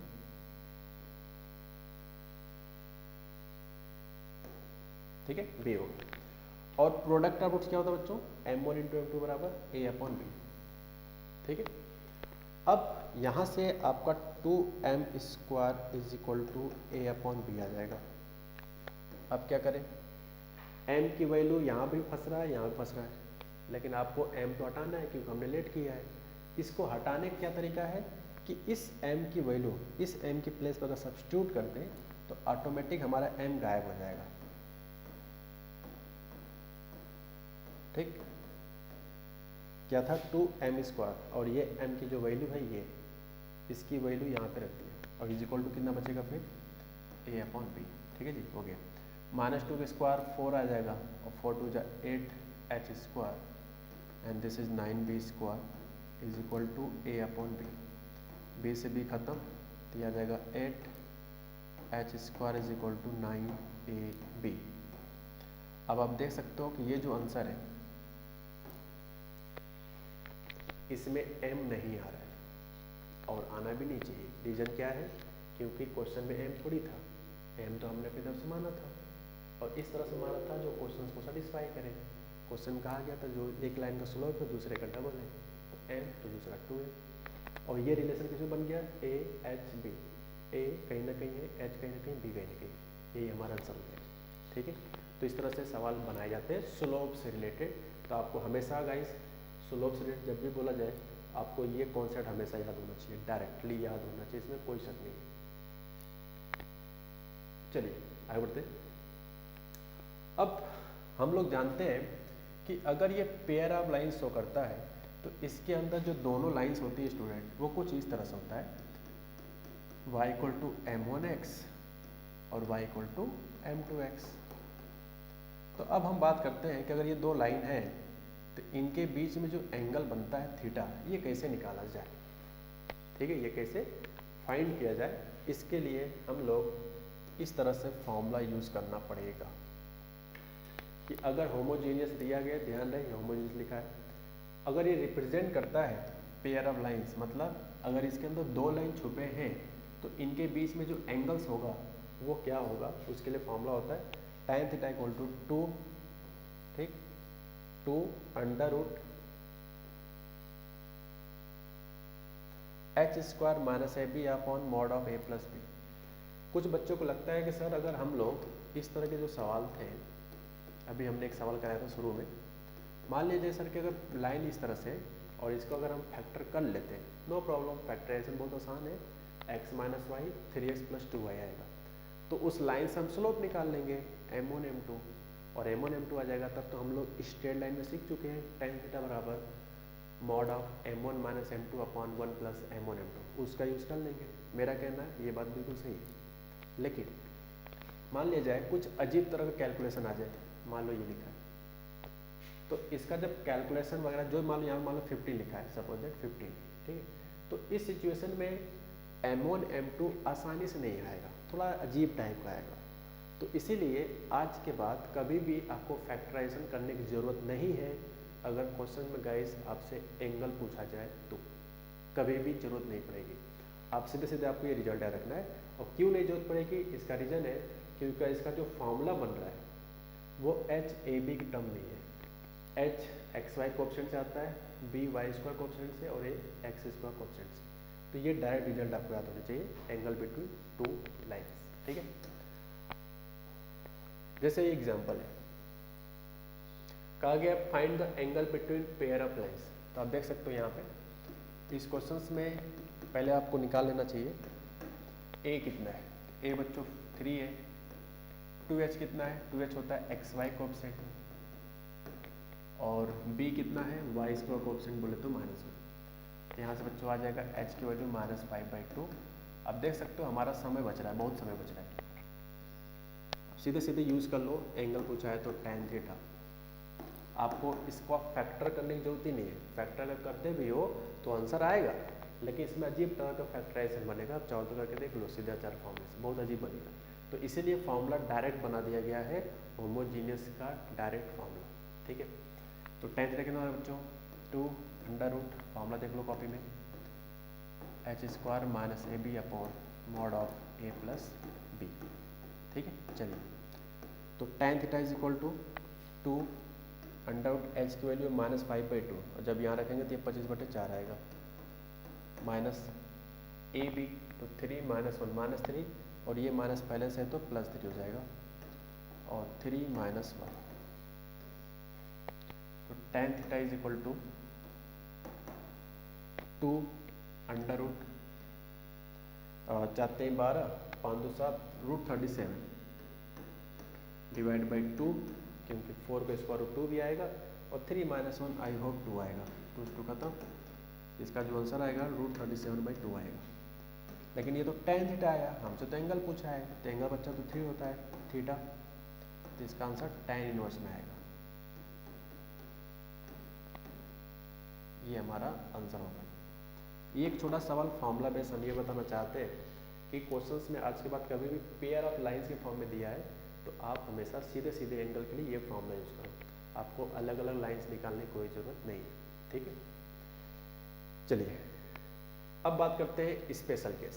स्पेशल केस जब भी हम पढ़ाते हैं एंगल वगैरह के लिए तो उसमें दो ही चीज़ पढ़ते हैं, परपेंडिकुलर एक पैरेलल। ठीक है, तो पहला है कि अगर इस तरह से कोई भी चीज़ लिखा है लाइंस और अगर ये रिप्रेजेंट करता है क्या पेयर ऑफ लाइंस, तो अगर एच स्क्वायर माइनस ए भी 0 हो जाए, क्या हो जाए एच स्क्वायर माइनस ए भी 0, तो आप खुद सोच के देखो यहाँ पे कि अगर ये 0 होता है, सपोज दैट ये 0 होता है तो tan थीटा बराबर क्या हो जाएगा 0 और tan थीटा 0 तो थीटा के लिए कितना आएगा 0 और थीटा 0 आ गया, इसका मतलब होगा कि ये लाइन सेम हो जाएगी क्योंकि होमोजीनियस है ना, इसलिए लाइन सेम हो जाएगा। ठीक है, या कौन साइड कट जाएगा यानी कि एक के ऊपर एक हो जाएगा, कुछ इस तरह का अभी बताया था मैं, एक के ऊपर एक। ठीक है, इसी के ऊपर येलो वाला, इसी के ऊपर ब्लू वाला। ठीक है, तब जब एच स्क्वायर माइनस ए भी 0 हो गया। दूसरा कि अगर a प्लस भी 0 हो गया, a क्या है x square coefficient plus b क्या है वाई स्क्वायर कोएफिशिएंट, अगर इनका समेशन 0 आता है तो आप खुद सोचो कि अगर a प्लस भी 0 है तो ये नीचे 0 आ गया, ऊपर कुछ भी हो नीचे 0 है तो ये इनफाइनाइट आएगा और इनफाइनाइट आएगा तो tan थीटा बराबर इनफाइनाइट। अब बताओ बच्चों tan थीटा बराबर इनफाइनाइट आता है तो थीटा कितना आएगा 90 डिग्री, थीटा कितना आएगा 90 डिग्री। इसका मतलब वो दोनों लाइन आपस में कैसे रहेंगे परपेंडिकुलर। अगर ये y = m1x है ये वाला कैसा होगा बच्चा y = m2x का। ठीक है जी, चलिए आगे बढ़ते। So this is the finish now. Okay, चलो स्पेशल केस में बस यही था कि अगर एच स्क्वायर माइनस ए भी 0 आता है तो लाइन सेम होती है और a प्लस भी 0 आता है यानी coefficient of x square plus coefficient of y square, अगर ये 0 होता है तो ये हमेशा वो लाइन दोनों के दोनों परपेंडिकुलर टू ईच अदर होंगे। ठीक है, यानी जो दोनों लाइन बनेगी वो 100% बच्चा परपेंडिकुलर होगा। ठीक, ये मान लेते हैं y = m1x, ये मान लेते हैं y = m2x।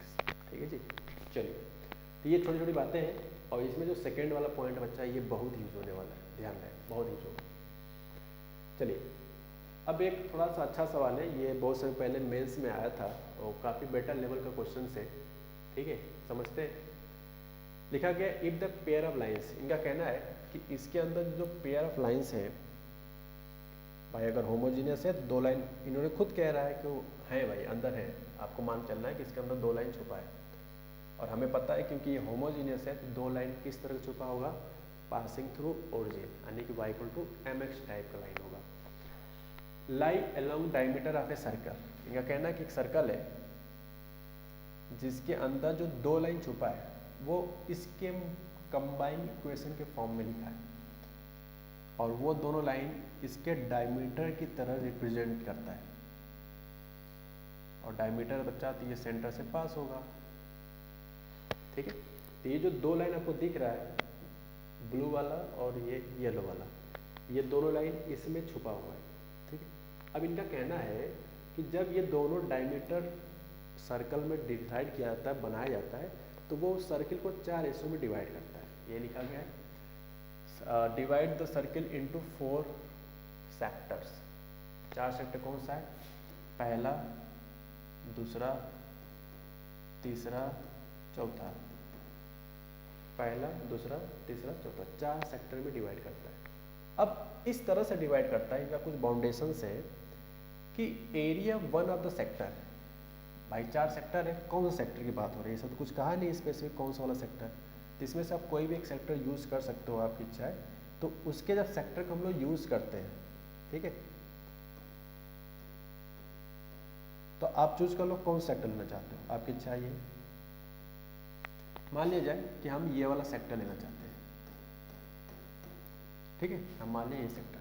तो इस सेक्टर का जो भी एरिया आता है अकॉर्डिंग टू क्वेश्चन ये वही आता है 4 गुना अनदर सेक्टर के बराबर, ऐसा इनका कहना है। पढ़ लो। Sir the area one of the sector, मान लीजिए जो सेक्टर हमने चूज किया, इसका जितना एरिया आएगा वो थ्राइस से 3 गुना है दूसरे वाले सेक्टर्स के। दूसरा वाला मतलब ये, तो सपोज दैट अगर इसके एरिया का नाम A1 बोले और इसके एरिया का नाम अगर A2 बोले, ठीक है, तो मैंने डायग्राम वहाँ काफ़ी खिचड़ी पका दिया है, तो अब मैं आपको सिर्फ वो डायग्राम बना के दिखाऊंगा जिससे कि अपना काम बन सके। चलिए थोड़ा डायग्राम बड़ा बनाते हैं। This is the first diameter जो कि इसके अंदर है, this is the second diameter,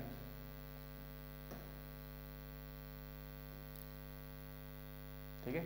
चलो, तो ये बच्चों अगर आपका थीटा है, मान लिया जाए थीटा, तो ये कितना हो जाएगा? Pi minus theta. क्यों? क्योंकि ये पूरा डायमीटर है तो टोटल एंगल 180 होना चाहिए। तो अगर एक को थीटा लेट किया तो दूसरा पाई माइनस थीटा हो जाएगा। तो अब बताओ क्वेश्चंस में क्या कहना है कि इसके एक सेक्टर का जो एरिया आता है, एक सेक्टर का, वो थ्राइस है दूसरे वाले सेक्टर्स के, लाइक दिस। और हम जानते हैं कि सर्कुलर सेक्टर का जो एरिया होता है, अगर आपको नहीं पता स्टूडेंट तो आप लिख लो कहीं बगल में, अगर ये एंगल थीटा है और रेडियस आर है, रेडियस आर है, तो इसका जो फॉर्मूला होता है हाफ आर स्क्वायर थीटा, ये एरिया होता है, ठीक है। एरिया फॉर्मूला होता है, ये साइडेड एरिया जो भी आएगा वो ये आएगा। अगर आपको नहीं पता है तो लिख लो, ठीक है, मैं मिटा देता हूँ। चलिए, तो अब बताओ क्वेश्चन में अकॉर्डिंग टू इंफॉर्मेशन क्या कहना चाहता है? गिवन है कि इसका जो एक एरिया है, नाम तो दिया नहीं है, मैं मान लेता हूँ कि ये है A1 वाला, ये है A2 वाला।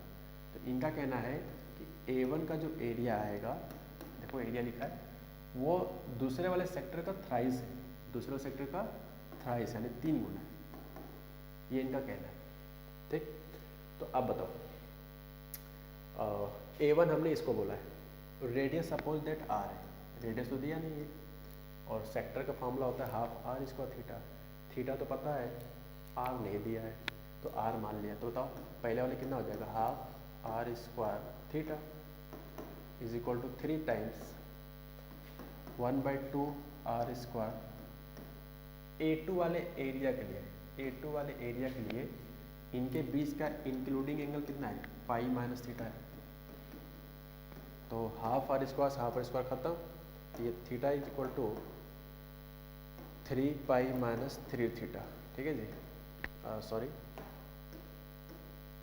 तो ये हो जाएगा 3 pi minus 4 theta equal to 3 पाई। तो theta equal to final answer जो आएगा वो 3 पाई बाई 4 आएगा। तब आपसे पूछा गया है कि देन कंडीशन बिटवीन ए और बी, तब आपको इसमें जो ए बी छुपा हुआ है उसके बीच में ऐसा क्या रिलेशन बनेगा, ये सब कुछ पूछा गया आपसे, ठीक है। तो काफ़ी क्वेश्चन अब इजी बन चुका है। अब चलते हैं हम लोग अपने कॉन्सेप्ट पे कि क्या इनका कहना है।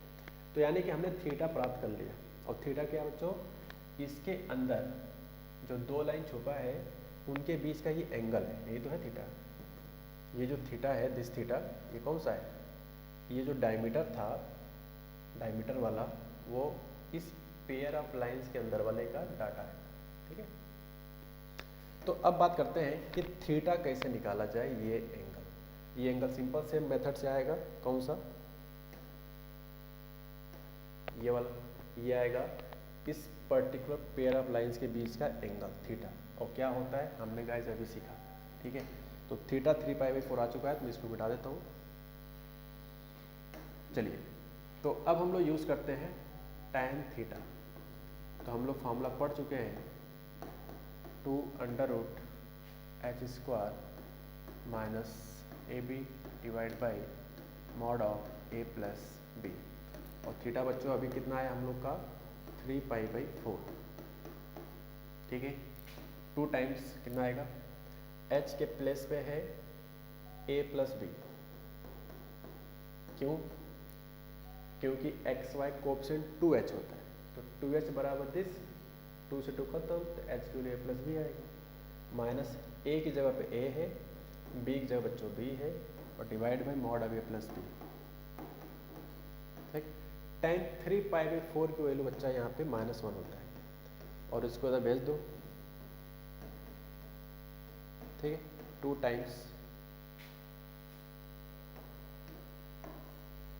टाइम्स अंडर रूट, अगर इसको हम लोग ओपन करें तो ये कितना आएगा, a² plus b² and this is plus 2ab and this is -ab, so guys this is plus ab, ठीक है। कुछ नहीं करना, बोथ साइड उसको करना, माइनस वगैरह अपने आप गायब हो जाएगा, तो आ जाएगा a प्लस b का होल स्क्वायर, 2 का square 4 and root also cancel now, ठीक है। कितना आएगा 4a² और इसको ओपन कर लो, a² plus b² plus 2ab, a² plus b² plus 2ab, और राइट साइड मल्टीप्लाई कर लो, 4a² 4b² प्लस 4ab, ठीक है, 4 से मल्टीप्लाई के लिए। तो इसको उधर भेजो, ये हो जाएगा 3a² plus 3b² and 4 minus 2ab, तो guys this is plus 2ab, hopefully सही है, ठीक है। तो ये आपका फाइनल आंसर कहलाएगा। तो क्या ये आंसर किसके रिलेशन में आया है, ये रिलेशन आपका student find condition of A and B, तो इसमें देखो सिर्फ ए बी दिख रहा है, यही हमारा आंसर होगा, ठीक है। इसका सिर्फ मेन मोटिव था वो एरिया वाला कॉन्सेप्ट लगाना, और सर्कुलर सेक्टर का एरिया आप जानते हो हाफ r² थीटा होता है, और क्वेश्चन में एक सोर्स दिया था तो उसका जो एक एरिया है वो दूसरे सेक्टर का थ्राइस है, तो इसलिए a1 बराबर 3 टाइम्स a2 यूज़ किया, ठीक है जी। चलिए, ये सवाल का आंसर फाइनल होता है। अब हम बात करने जा रहे हैं, जैसे कि हम लोगों ने स्ट्रेट लाइन में गिवन 2 लाइंस का बाइसेक्टर की इक्वेशन हम लोगों ने सीखा था। इसी तरह से अगर पेयर ऑफ लाइंस होमोजीनियस वाला है, कौन सा होमोजीनियस, और भी कितने डिग्री का 2 डिग्री वाला, तो उस केस में डायरेक्ट बाइसेक्टर की इक्वेशंस क्या होता है स्टूडेंट, वो चीज़ आपको यहाँ पे दिख रहा होगा। मैं बोल देता हूँ, ये लिखा है x² minus y² divide by a minus b equal to xy upon h, या इसी को क्रॉस मल्टीप्लाई कर लोगे तो ये भी लिखा जा सकता है, ठीक है। तो पहले समझते हैं क्या है गिवन पेयर ऑफ लाइंस, मतलब इसके अंदर 2 लाइन दिया जाएगा जिसके नाम हमने बोल दिया L1 and L2। Suppose that this is the 2 lines, ये है L1, ये है L2। अब इसके अंदर 2 बाइसेक्टर बनते हैं, सबको पता है, ये भी उस समय बताया था। तो इस बाइसेक्टर के इनके जो नाम है बच्चों, वो मैं बोल देता हूँ सपोज दैट B1, दूसरा बोल देते हैं सपोज दैट B2। तो इस पर्टिकुलर बाइसेक्टर का पेयर ऑफ लाइंस क्या होगा, अलग अलग नहीं, डायरेक्टली दोनों एक साथ आएंगे, उसका ये डायरेक्ट फॉर्मूला पढ़ाया जा रहा है आपको कि लेट B1 और B2 two angle bisector, equation of pair of angle bisector of B1 और B2। तो इस B1 B2 का डायरेक्ट इक्वेशंस क्या आएगा, वो इस तरह से। और गाइस इसको रटना बड़ा आसान है, मेरे तरफ से अगर याद करोगे तो आप हमेशा याद रहेगा, भूलोगे नहीं। तो मैंने इसको याद करने का तरीका बनाया, देखो क्या है। ये बाइसेक्टर इक्वेशन कैसे रटे वो देखो। सबसे पहले आपको यहाँ जाना है, जिस पेयर का आपको बाइसेक्टर की इक्वेशन निकालना है उस पर्टिकुलर लाइंस पे जाना है, हो जाए यहाँ पे कुछ भी लिखा हो हमसे नहीं मतलब है, लेकिन आपको इस तरह से हमेशा अरेंज कर लेना है। क्या लिख करना है, कुछ इस तरह से। ये तब करना है जब आपसे इस पेयर ऑफ लाइंस का क्या पूछा जाए, बाइसेक्टर की इक्वेशन पूछा जाए, यानी कि एंगल बाइसेक्टर का। तो आपको इस तरह से हमेशा लिख लेना है, उसके बाद दोनों में डिवाइड कर देना है, ठीक है। अब इसमें x² क्वेश्चन कितना है a, तो इसके नीचे ए लिख देंगे। एक्स का कोएफिशिएंट कितना है, ए, तो इसके नीचे ए। माइनस देखो यहाँ भी है तो यहाँ भी माइनस। अब देखो वाई का कोएफिशिएंट कितना बच्चा है यहाँ पे, प्लस का भी, यहाँ पे प्लस भी करेंगे तो ये हो जाएगा, माइनस प्लस माइनस ही तो होगा। और यहाँ पे बस सावधानी रखना है, यहाँ पे एक्स वाई कोएफिशिएंट फॉर्मूले में 2h है, लेकिन नीचे रखते हैं एक्स वाई के कोएफिशिएंट का आधा, बोले तो h, ये वही लिखा है। तो ये याद करने का बस तरीका मुझे पता है, बाकी आपकी इच्छा है आप कैसे याद करते हो, ठीक है, मैंने अपना वाला बता दिया। चलिए, तो अभी तक जितनी भी कहानी हम लोगों ने सुना है, ये सारे कहानी सिर्फ और सिर्फ होमोजीनियस के लिए था।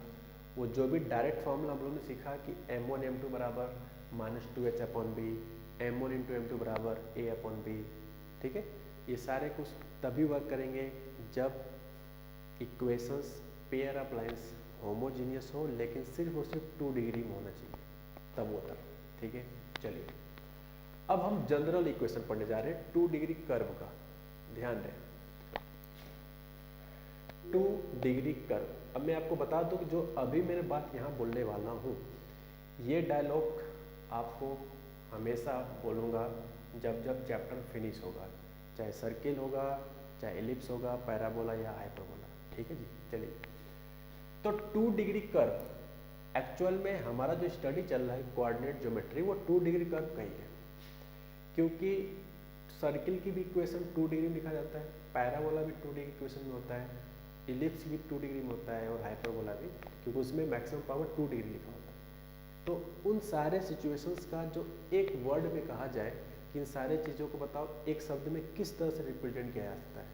कहने मेरा मतलब ये स्टूडेंट कि लाइन की इक्वेशन हमने बहुत सारे फॉर्म पढ़े थे फॉर एग्जांपल, लेकिन मैं पूछूं कि एक ऐसा लाइन की इक्वेशन बताओ जो सारे लाइंस को दिखा सके एक साथ, तो नॉर्मली हम लोग यही बोल देते हैं कि भाई साहब लाइन की जो इक्वेशन है ना वो कुछ इस तरह का होता है। कोई भी लाइन लो, चाहे इंटरसेप्ट लो, चाहे नॉर्मल फॉर्म लो, स्लोप इंटरसेप्ट फॉर्म, कुछ भी लो, जनरल में इस तरह से होता है। इसी तरह हम लोग यहाँ पढ़ने वाले हैं कि जब 2 डिग्री कर्व होगा तो उसे जनरल में कैसे लिखेंगे, उसका जो लिखावट है वो किस तरह हो, वही हम सीखने जा रहे हैं। तो उसका जो इक्वेशन होगा लुक वाइज वो यहाँ से लेकर यहाँ तक होना चाहिए। 2 डिग्री कर्व का इक्वेशन एग्जैक्टली यहाँ से लेकर यहाँ तक होता है, जिसमें x² 2hxy + by² + 2z2fy + c, यानी ax² 2hxy + by² + 2gx + 2fy + c, ठीक है। तो अभी हम सिर्फ आपको 2 डिग्री के बारे में बता रहे हैं, इसके बारे में पढ़ना क्या है वो हम कुछ समय के बाद बात करेंगे। चलिए पहले कुछ बात कर लेते हैं। मैं पूछूं स्टूडेंट इसमें कि कोएफिशिएंट ऑफ x² कितना है, सो अंडरस्टूड है a है, y² कितना है, b है, xy कितना है, 2h है, वहाँ आप देख के देख सकते हो। x का कोएफिशिएंट कितना है, तो यहाँ पे देख सकते हो 2g लिखा है। y का कोएफिशिएंट कितना बच्चों, वहाँ पे 2f, और c क्या है बोले तो कांस्टेंट टर्म, वो तो c है। तो आपको कभी भी 2 डिग्री कर्व इक्वेशन दिया जाएगा, मैं पूछूंगा कि g की वैल्यू बताओ, तो आपका पूरा फोकस x के कोएफिशिएंट पे होना चाहिए। ये इसीलिए समझा रहा हूँ क्योंकि इसके बाद हमारी थ्योरी स्टार्ट होती है, ठीक है। चलिए चलते हैं आगे। तो जैसे लिखा है थ्योरी में कि अगर ये जो 2 डिग्री कर्व है, अगर ये पेयर ऑफ लाइन शो करेगा तो ऐसा क्या कंडीशन होना चाहिए। ये छोटे छोटे एग्जामों में जस्ट लाइक UP2 टाइप के स्टेट लेवल के एग्जामों में इस तरह क्वेश्चन पूछे जाते हैं जो अभी पढ़ने वाले, ठीक है। क्या पूछा जाए कि कोई भी 2 डिग्री कर्व है, वो अगर पेयर ऑफ लाइंस को रिप्रेजेंट करता है तो ऐसा क्या बातें होनी चाहिए स्टूडेंट। देखो पहला बात ये है कि ABC + 2FGS - AF² - BG² - C² 0 होना चाहिए, और दूसरा स्टेप्स है H² - AB > 0, और ये दोनों के दोनों बात सही होने चाहिए। ऐसा नहीं है कि कोई एक बात सही हो गया तुम्हारा काम बन गया, नहीं, दोनों के दोनों बात सही होना चाहिए, ठीक है। अब बात करते हैं ये कब लगाना है, तब लगाना है जब क्वेश्चन में ये शब्द सुनने को मिलेगा, पेयर ऑफ लाइंस। इस तरह से कुछ लिखा जाएगा और कहा जाएगा रिप्रेजेंट करता है पेयर ऑफ लाइंस, तब बताओ क्या होगा, तो आपको ये कंडीशन लगा देना। ध्यान दें दोनों सही होने चाहिए, ठीक है। चलिए अगर हम बात करें कि ABC कैसे आएगा, 2FGS ABC सब कुछ कैसे आने हैं, तो आप देख सकते हो इसमें टोटल आई थिंक 6 वेरिएबल है, या एक A है, कहीं ना कहीं, H है कहीं ना कहीं, B भी है, G भी है, F भी है, C भी, छः के छः वेरिएबल है। तो ये ABCFGH जो भी है ये सब कहाँ से आएगा, उसके लिए आपको ये कॉन्सेप्ट पता होना चाहिए जो भी हमने बताया था। ठीक है, चलिए इस क्वेश्चन को समझते हैं। जैसे लिखा है कि find value of if the equation this represent a pair of lines. देखो यहाँ पे एक शब्द सुनने को मिल गया, अगर ये पेयर ऑफ लाइंस को शो करते हैं तो आपको k की वैल्यू बताना है। ठीक है स्टूडेंट, ये लिखा हुआ है, अगर आप नहीं समझ पा रहे हो इसका राइटिंग तो ये लिखा है 127/6। ये मैंने उसके आंसर भी लिख दिए ताकि मैं अपना समय बचा सकूं कैलकुलेशन में। सिर्फ मेरा मेन टास्क कहाँ तक करना है आइए देखते हैं, उसके बाद हम लोग समय बचा लेंगे। चलिए चलते हैं। सबसे पहले आपको 2 डिग्री कर्व पे जाना है, यहाँ से फिल्टर करो A B C H G F। ठीक है, तो A कहाँ से आता है, वो आता है बच्चों x² कोएफिशिएंट से। H कहाँ से आता है, वो xy के कोएफिशिएंट से आता है। तो यहाँ पे xy कोएफिशिएंट कितना है, -k। तो यहाँ से h की वैल्यू आ जाएगा -k/2। नेक्स्ट बात करते हैं, b कहाँ से आता है, b आता है y² कोएफिशिएंट जो कि यहाँ पे -10 है। g कहाँ से आता है, तो g तो एक्चुअल में नहीं आता है, वो तो 2g आता है। अब देख सकते हो 2g कहाँ से आता है, x के कोएफिशिएंट से। तो अपने सवाल में x का कोएफिशिएंट कितना है, वो है 7। तो यहाँ लिखेंगे 2g = 7। ठीक, तो g की वैल्यू कितना आ जाएगा 7/2। नेक्स्ट 2f बोले तो y का कोएफिशिएंट, तो यहाँ बच्चों 19 है, तो f की वैल्यू कितना आ जाएगा 19/2। और बात करें लास्ट c की वैल्यू क्या है, c यहाँ पे -6 है। ठीक है, तो देखो 6 वेरिएबल थे, 6 आ गए। ठीक है, 6 वेरिएबल थे, 6 वेरिएबल आ गए। नौ क्वेश्चन में क्या कहा गया है कि ये जो 2 डिग्री है ये क्या रिप्रेजेंट करता है, पेयर ऑफ लाइंस। थ्योरी क्या पढ़ रहे हैं कि अगर ये 2D कर्व रिप्रेजेंट करता है पेयर ऑफ लाइंस तो ये फॉर्मूला आपके पास होल्ड होना चाहिए। तो आइए फॉर्मूले का यूज़ करते हुए हम लोग आगे बढ़ते हैं। नाउ ABC पहला बात लगा देते हैं plus 2FGH minus AF² minus BG²। ठीक है, -CH² = 0। अब कुछ नहीं करना है, A के प्लेस पे 3 रख दो, B के प्लेस पे -10, C के प्लेस बच्चों -6।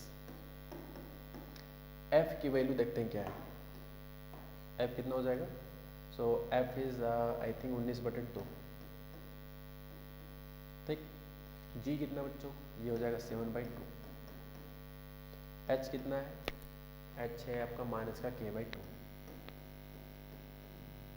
ठीक, माइनस A की वैल्यू 3, F की वैल्यू है 19/2। ठीक, माइनस B की वैल्यू है -10,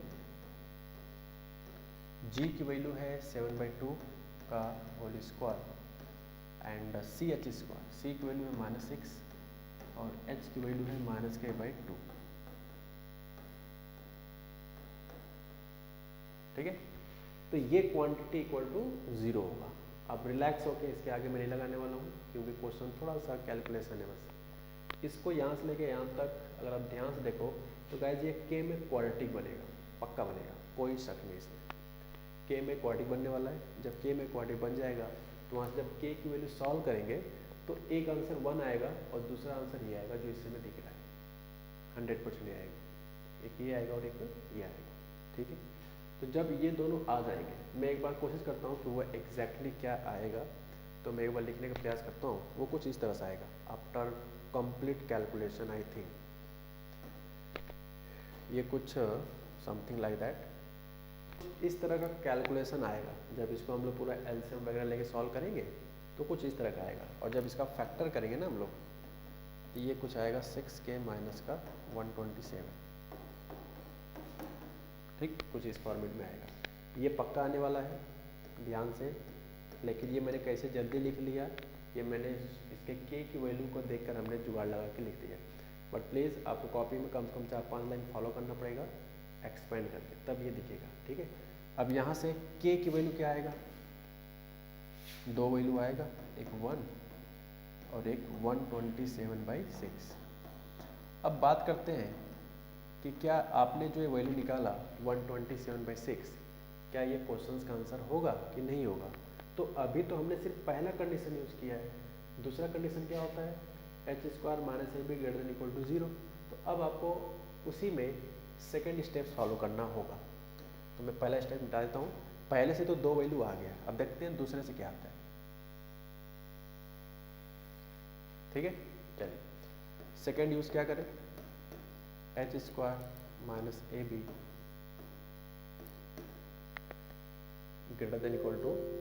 0। तो h कितना बच्चों, -k/2, ab कितना है 3, b है -10।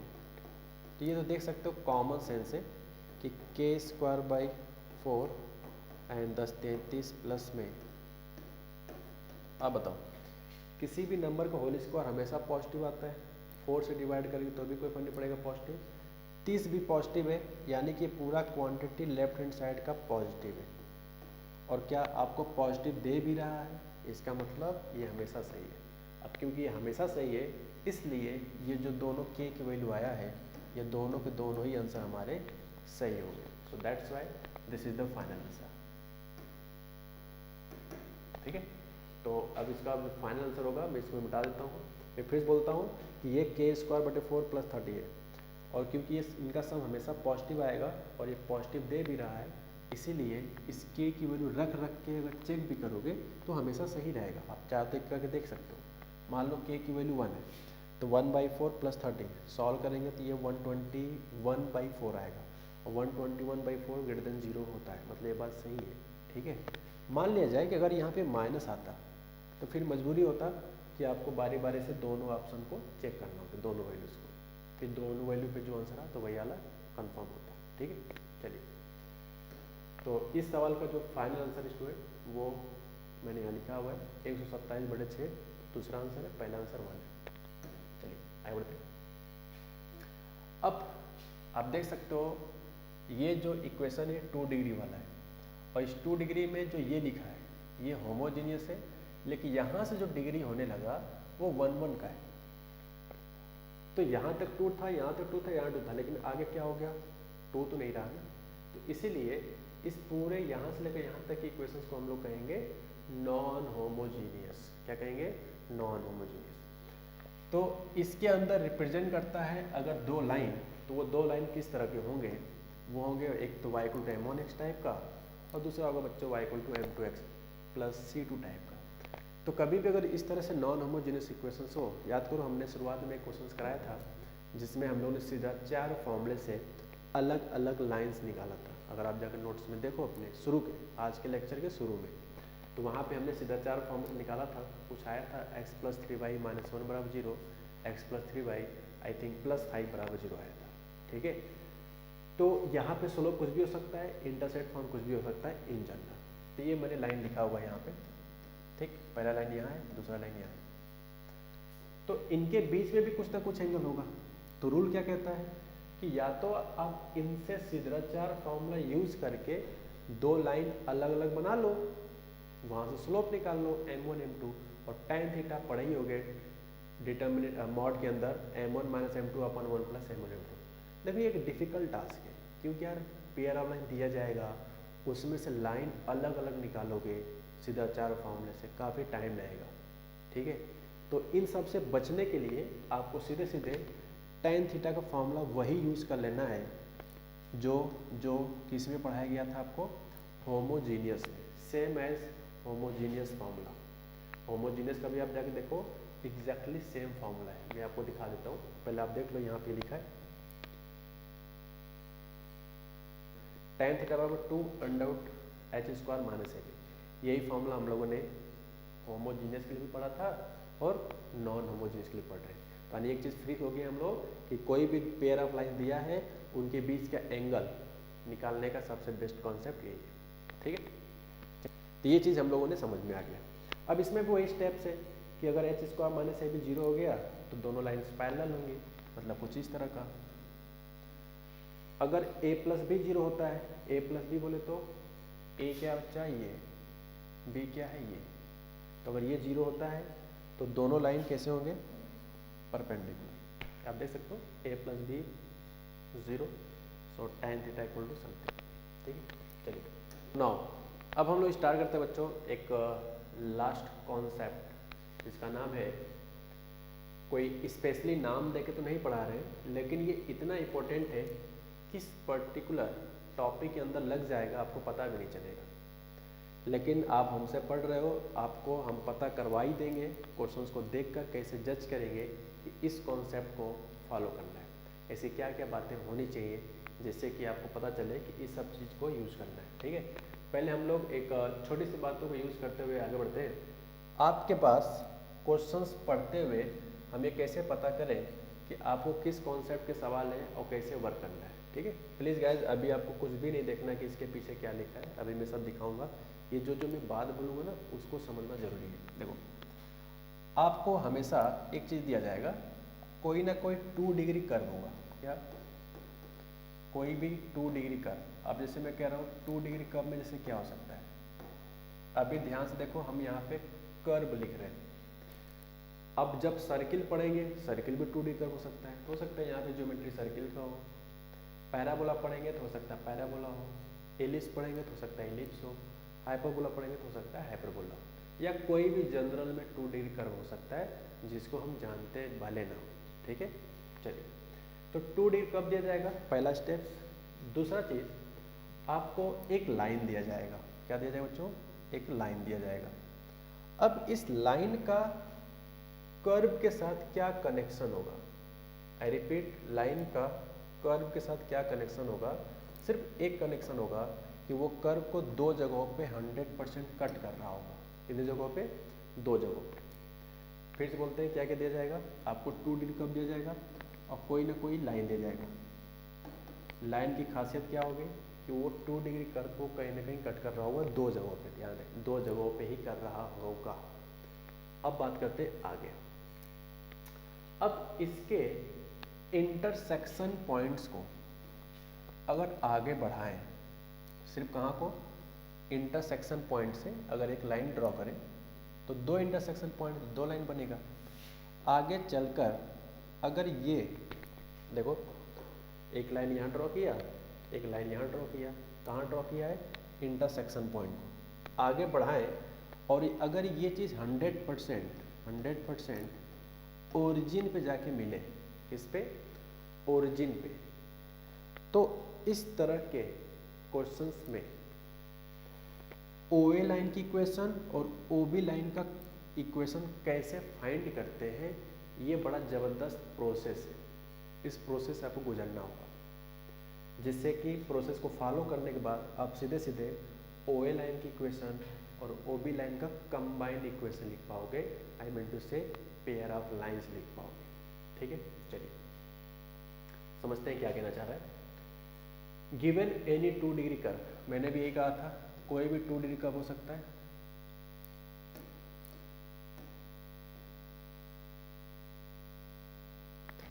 Having equation, suppose that equation मैंने यहां से यहां ले लिया, and A line Lx plus My plus n बराबर 0, और ये जो लाइन की इक्वेशन है येलो वाला, उसकी इक्वेशन मान लो Lx plus My plus n बराबर 0 है। इंटरसेक्टिंग एट 2 पॉइंट्स, मान लो ये 2 जगहों पे इंटरसेक्ट करता है जिसका नाम है A और B। ठीक है, A और B। Now if we joining the 2 intersection point, ये जो 2 इंटरसेक्शन पॉइंट हो इसको किससे ज्वाइन करना बच्चों, देखो मैंने यहाँ पे स्पेशली लिखा हुआ है ओरिजिन से। ओरिजिन का मतलब होता है 0, 0। Then pair of lines OA and OB, यानी कि OA लाइन की इक्वेशंस और OB लाइन की इक्वेशंस निकालने के लिए आपके हमेशा क्या मेथड होगा, OA और OB का कंबाइंड इक्वेशन कैसे लिखेंगे, ये चीज़ हम लोग सीखने जा रहे हैं। ठीक है, तो क्या स्टेप्स होता है स्टूडेंट, हम लोग वही चीज़ सीखने जा रहे हैं। तो आइए एक एक करते हैं कि स्टार्टअप किस तरह से किया जाएगा। मैं उम्मीद करूँगा कि आप डायग्राम बना लिए होंगे, अब डायग्राम को मैं मिटाने जा रहा हूँ। ठीक है जी, चलिए अब बात करते हैं इसके प्रोसेस को। सबसे पहला स्टेप्स होगा, मेथड है पिक लाइन, लाइन को पहले पकड़ना है। इस केस में लाइन क्या है? लाइन की इक्वेशन है Lx plus My plus n बराबर 0। ठीक, जैसे आपको एक लाइन दिया जाएगा,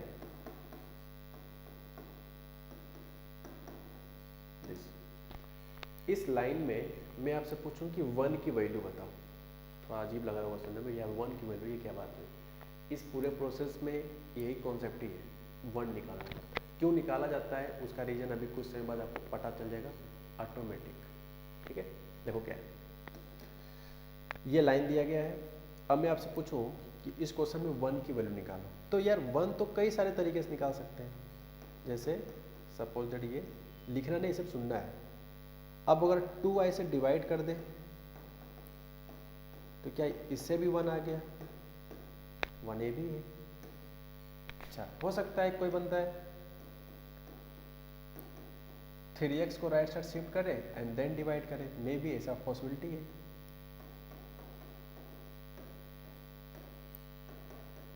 या हो सकता है कि 1, तो देखो जाए स्टूडेंट, तो 1 निकालने का कई सारे तरीके हैं। सेम लाइन देकर 3 तरीके से मैं निकाल दिया। हमारे इस तरह के क्वेश्चंस में कौन सा वाला मेथड सही है वो समझना जरूरी है, क्योंकि बच्चे कई बार पूछते हैं ऑफलाइन क्लासेस में, तो वहाँ तो बताना सही होता है। तो यहाँ पे मुझे खुद अपना कन्फ्यूजन लाना पड़ रहा है जो बच्चों के साथ होता है, और इसलिए मैं शेयर कर रहा हूँ। ठीक है, तो एक लाइन दिया जाएगा और लाइन से मैं पूछूं कि 1 की वैल्यू निकालो, तो आप इस तरह भी लिख सकते हो, इस तरह भी लिख सकते हो, इस तरह भी लिख सकते हो। लेकिन हमारे क्वेश्चंस में इस तरह के कॉन्सेप्ट में 1 कौन से वाले से सही होता है वो बताने जा रहे हैं। तो गाइज, जब भी लाइन को पिक करना है तो लाइन से हमेशा आपको 1 की वैल्यू निकालना है, लेकिन इस तरह से कि उसमें कांस्टेंट को डिवाइड करना है। किसको? कांस्टेंट को राइट हैंड साइड ले जाना है। तो कितना जाएगा? इसके स्टेप्स को रटने हैं, फॉर्मूला नहीं रटने हैं, स्टेप्स रटने हैं। तो हमेशा किससे डिवाइड करेंगे? कांस्टेंट वाले से, यानी कि ये वाला सही था। ठीक है, इसमें किससे डिवाइड किया गया था? वेरिएबल से। इसमें किससे डिवाइड किया? वेरिएबल से। तो इसलिए ये सब गलत है। तो आप जब भी 1 की वैल्यू निकालोगे स्टूडेंट, तो वो हमेशा कांस्टेंट से ही डिवाइड करना है। तो कांस्टेंट यहाँ पे है, तो यहाँ से 1 की वैल्यू कितना आ जाएगा? ऑटोमेटिक Lx My माइनस का n। जिंदगी में पहली बार शायद आप 1 की वैल्यू निकाल लोगे, या 1 की वैल्यू, ये कैसी बात है? ये अच्छी बात है, अभी आपको समझ में आएगा। पहला स्टेप्स हो गया। सेकंड स्टेप, मेथड का पहला स्टेप्स हो गया कि सबसे पहले आपको लाइन को पिक करना होता है। दूसरा steps,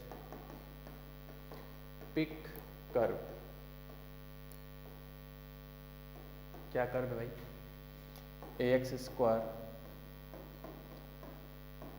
2hxy plus by square plus 2gx plus 2fy plus c equal to 0। अब इस 1 का कमाल क्या होता है हमारे इस पर्टिकुलर कर्व में, अब वो आपको समझना है। ठीक है, अब देखो, अब हमारी इच्छा है किस चीज़ की इक्वेशन लिखना। देखो बच्चों, यहाँ पे लिखा हुआ है, हम किस चीज़ की इक्वेशन लिखने की कोशिश कर रहे हैं? Then pair of lines OA और B। अब अपने कॉपी में देखो, मैंने डायग्राम मिटा दिया है, थोड़ा सा यहाँ बना के दिखा देता हूँ। ये जो था ना, ये वाला जो ओरिजिन था, इसकी कंबाइन इक्वेशन लिखना चाहते हैं OA और B का। तो इसके कंबाइन इक्वेशंस कैसे लिखा जाता है, यानी कि हम चाहते हैं student combine equations of OA and OB। OA and OB का कंबाइन इक्वेशंस क्या होगा? तो इसके लिए क्वेश्चंस में लाइन से जो 1 की वैल्यू निकाला जाता है, ये 1 उस पर्टिकुलर टर्म में मल्टीप्लाई होता है जहाँ पे 2 डिग्री नहीं होता है, जहाँ पे 2 डिग्री नहीं होता है। यानी कि 2 डिग्री बनाने के लिए 1 उसी पास जाता है जहाँ पे डिग्री की कमी है। ये सब क्या बातें बोला हूँ, अब आप समझते हैं। जैसे ये देखो 2 डिग्री का है, तो इसमें कुछ नहीं करेंगे। अब देखो x का भी पावर 1 है, y का पावर 1 है, तो ये भी कितने डिग्री का होगा 2 डिग्री, इसमें भी कुछ नहीं करेंगे। y का पावर 2 है यानी कि ये भी 2 डिग्री है, तो यहाँ तक तो सारे टर्म 2 डिग्री के हैं, यानी कि इसमें हमें अपनी तरफ से कुछ भी करने की ज़रूरत नहीं। लेकिन जैसे ही आगे बढ़े गाइज ये 1 डिग्री हो गया, तो मैं बार बार कह रहा हूँ कि आपको 1 उसी जगह पे ले जाना है जहाँ पे 2 डिग्री नहीं रहेगा। तो 2 डिग्री कहाँ नहीं है अभी तक, तो वो g के बगल वाले में नहीं है, तो इसलिए यहाँ लिखेंगे x इंटू 1। क्या लिखेंगे x इंटू 1। अब देखो इसका डिग्री 1 है, अपने को 2 डिग्री चाहिए, अपने को 2 2 2 और यहाँ 1 आ गया तो टोटल 2 हो गया। अब यहाँ पे 2 के लिए क्या करें 2fy फिर से 1 है तो यहाँ पे 1 डिग्री से मल्टीप्लाई करेंगे प्लस। और अब ध्यान से देखो c के पास एक भी डिग्री नहीं तो 0 डिग्री का, और हमें चाहिए सब में 2 2 का, तो इसीलिए इसमें 1 की बजाय हम 1 का स्क्वायर लेते हैं ताकि 0 मेंटेन रहे, सॉरी 2 डिग्री मेंटेन रहे। ये पूरा कॉन्सेप्ट है। अब अगले स्टेप में क्या करेंगे बच्चों, इस 1 की वैल्यू यहाँ रखेंगे, इस 1 की वैल्यू यहाँ रखेंगे, इस 1 की वैल्यू यहाँ रखकर फिर होल स्क्वायर करेंगे। जो कुछ आएगा तो ये वो आएगा जो आप OA और OB का कंबाइन इक्वेशन लिखना चाह रहे हैं। ठीक है, तो ये सारे प्रोसेस काफ़ी लेंदी है। आइए समझते हैं एक क्वेश्चन थ्रू कि किस तरह से क्वेश्चंस को पढ़ के पता करते हैं कि ये इस कॉन्सेप्ट पे क्वेश्चन है। ठीक है, आइए देखते हैं। सबसे पहले आप देख सकते हो यहाँ पे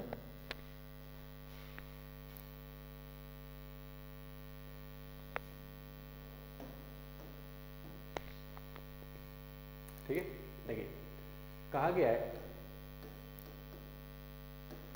find the angle between line joining with point of intersection of the curve this and this at origin. Question में एक स्टेप आगे लिख लो, ये मिसिंग है। ठीक है, एट ओरिजिन यानी कि आपको वहां पे एंगल बताना है। ध्यान देखो ये कोई 2 डिग्री कर्व है तो ऐसे बना लो, और एक लाइन है, तो क्वेश्चन कहा गया कि जो कर्व है और ये जो लाइन है ये एक दूसरे को जहाँ पर भी इंटरसेक्ट करते हैं, ठीक, इसको जब ज्वाइन किया जाता है कहाँ पे, ओरिजिन पे, यही कहा गया। क्वेश्चन में आगे बढ़ा लेना, मिसिंग हो गया था। Find the angle between line joining the point of intersection. देखो this is the point of intersection a और बी ऑफ कर्व, यही तो कर्व है, this is curve, this and the line at origin, यानी origin पे ये जो line बन रहा है इस पर्टिकुलर लाइंस का जो भी एंगल बनेगा ये वाला, ये आपसे पूछना चाहता है थीटा। ठीक है, तो ये थीटा क्या होगा ये आपसे पूछा जा रहा है। तो हम पहले अगर OA और OB के इक्वेशन निकाल लें तो tan थीटा बराबर 2√h² minus AB upon mod of A plus B पढ़ चुके हैं। ठीक है, अभी इसकी इक्वेशन निकालने के लिए वो प्रोसेस सीखा गया है। क्या प्रोसेस है बच्चों, सबसे पहले पिक करते हैं लाइन। क्या करते हैं, पिक लाइन। तो लाइन को पिक करेंगे तो लाइन क्या है 2x माइनस वाई माइनस 2 बराबर 0, 2 से राइट हैंड साइड शिफ्ट कर लो। फिर मैंने कहा था कांस्टेंट से डिवाइड करके 1 की वैल्यू फाइंड करते हैं, तो 2 से डिवाइड कर लो तो यहाँ से 1 की वैल्यू आ जाएगा 2x minus y divide by 2। ठीक, चलिए उसके बाद सेकेंड नंबर पे होता है स्टूडेंट पिक कर्व। जो भी कर्व आपको दिया जाए, कर्व के प्लेस पे कोई सर्किल हो सकता है, कोई पैराबोला हो सकता है, कोई हाइपरबोला, एलिप्स वगैरह कुछ भी हो सकता है। ठीक है, चलिए तो कर्व की इक्वेशन हमने यहाँ पे लिखा हुआ है, जिसकी इक्वेशन से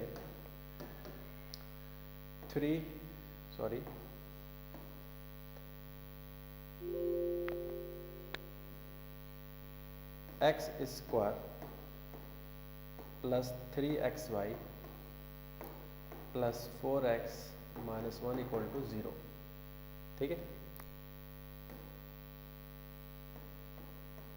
ठीक है, ये रहा कर्व।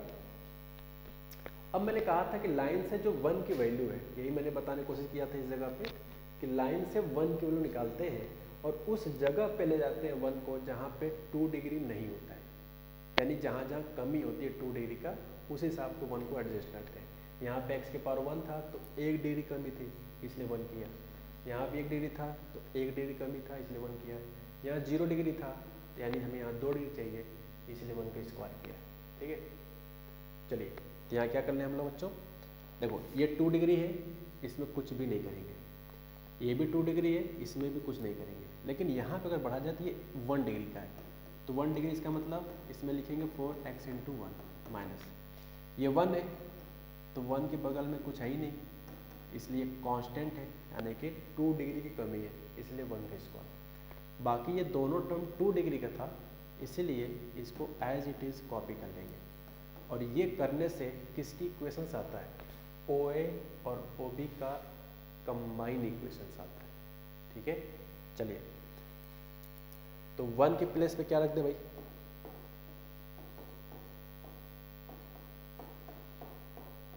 वन के प्लेस में हो जाएगा 2x minus y by 2 and 2x minus y divide by 2 का whole square and is equal to 0। तो गाइज ये जो भी लिखा गया है ये आपका कंबाइन इक्वेशन लिखा गया है, अब मैं इसको मिटा सकता हूँ। ठीक है, मैं पूरा मिटाने वाला हूँ, यानी कि थोड़ा सा कैलकुलेशन करेंगे उसके बाद बात करेंगे। दिस इज द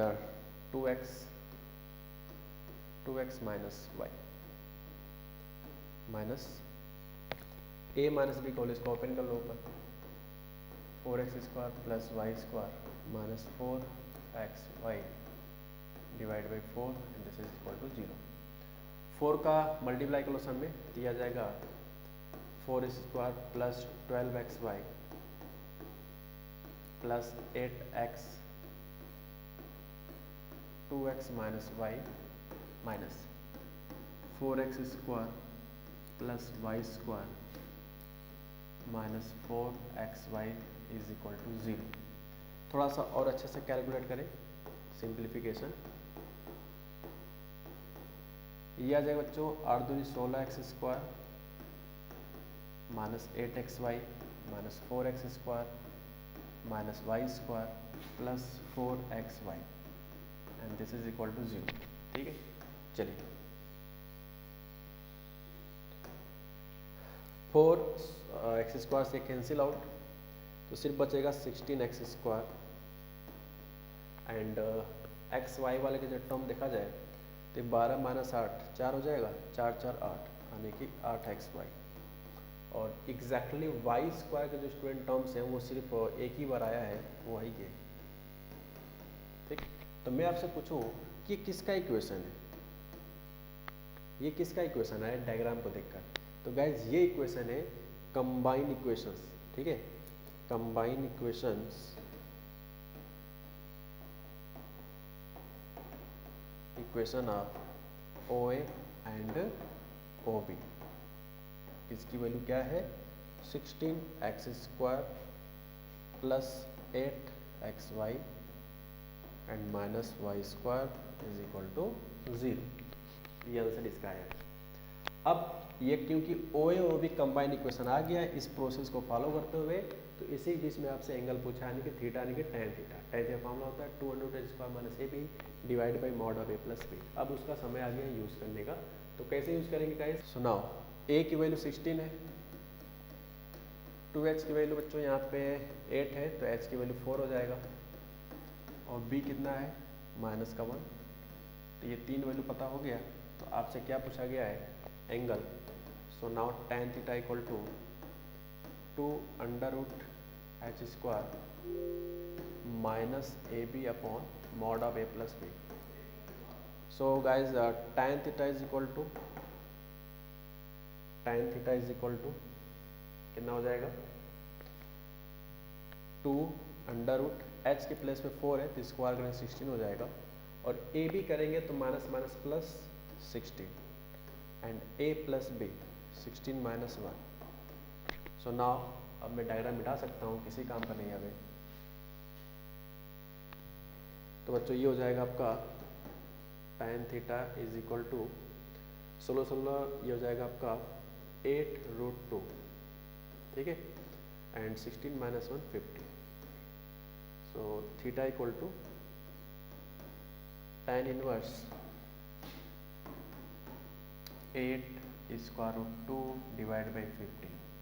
ये एक छोटा सा कॉन्सेप्ट है जिसकी वजह से हम लोगों ने काफ़ी चीज़ सीख लिया।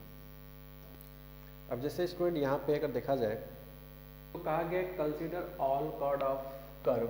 ये कोई कर्व दिया गया है subtending 90 degree angle at origin. ये कोई कर्व है और इसके पास बहुत सारे कॉर्ड बनाए गए। ये भी कॉर्ड है, ये भी कॉर्ड है, ये भी कॉर्ड है, बहुत सारे कॉर्ड बनेंगे। सपोज दैट मैंने एक कॉर्ड लेट कर लीजिए। अब इनका कहना है कि इसके कॉर्ड को अगर हम लोग ओरिजिन पे मिला है, ऐसा इनकी इच्छा है, तो वो 90 डिग्री एंगल सबटेंड करते हैं। ठीक, तो आपको ये प्रूव करना है, आपको ये प्रूव करना है कि ये जो लाइन है ये एक फिक्स पॉइंट से पास हो रहा है। ये जो लाइन है ये एक फिक्स पॉइंट से पास हो रहा है। कॉर्ड तो बहुत सारे बनेंगे, ये भी कॉर्ड है, ये भी कॉर्ड है, ये भी कॉर्ड है, कॉर्ड तो बहुत सारे बनेंगे, लेकिन जब जब उन कॉर्ड को ज्वाइन करें ओरिजिन से तो वो एक फिक्स पॉइंट से पास हो, ये अपने को बताना है। ठीक है, तो अब देखो सिर्फ एक ऐसा कॉन्सेप्ट हिंट है जिससे पता चल रहा है कि ये इस जगह के क्वेश्चन से सॉल्व होगा। सिर्फ एक ऐसा हिंट है। उस हिंट का नाम क्या बच्चों? उस हिंट का नाम क्या है कि इनके इंटरसेक्शन पॉइंट को ज्वाइन करें तो ओजी मिल रहा है। और दूसरा हिंट ये है कि जो कर्व दिया बच्चा वो 2 डिग्री का है। ध्यान दें, थ्योरी उन्हें बताया था जो कर्व होना चाहिए सिर्फ 2 डिग्री का ही होना चाहिए, तब ये बात होगा, वरना नहीं होगा। ठीक है, चलिए। तो अब इस कहानी का जो पूरा का पूरा दावेदार है वो लाइन की इक्वेशंस पे है। अब लाइन की इक्वेशन तो पता है नहीं, सबसे आसान लाइन कौन सा होगा? कुछ बच्चे ये मानते हैं, लेकिन मेरा कहना है कि इस प्रोसेस में आपको कौन सा एग्जैक्ट आंसर चाहिए, आपको सिर्फ यही बताना ही है ना। तो अगर ये लेट करते हो तो इसमें तीनों वेरिएबल आएंगे। लेकिन अब सोचो, जो बच्चा समझदार होगा उसे पता है ये बात कि ये होमोजीनियस मेथड से लगाना है, होमोजीनियस प्रोसेस से, मतलब लाइन से 1 की ओर निकालना। तो बच्चे जो समझदार होते हैं वो जनरली जो लाइन मानते हैं वो 1 की वैल्यू ही मानते हैं हमेशा। ठीक है, क्या मानते हैं? 1 की वैल्यू। अब 1 ही क्यों माने? रीजंस क्या है? क्योंकि जब इनको ओरिजिन से इक्वेशन को ज्वाइन करते हैं और जब ये ओ ए ओ बी की इक्वेशन निकाला जाता है तो लाइन से 1 ही तो निकालते हैं, तो इसलिए 1 ही हमने चूज कर लिया।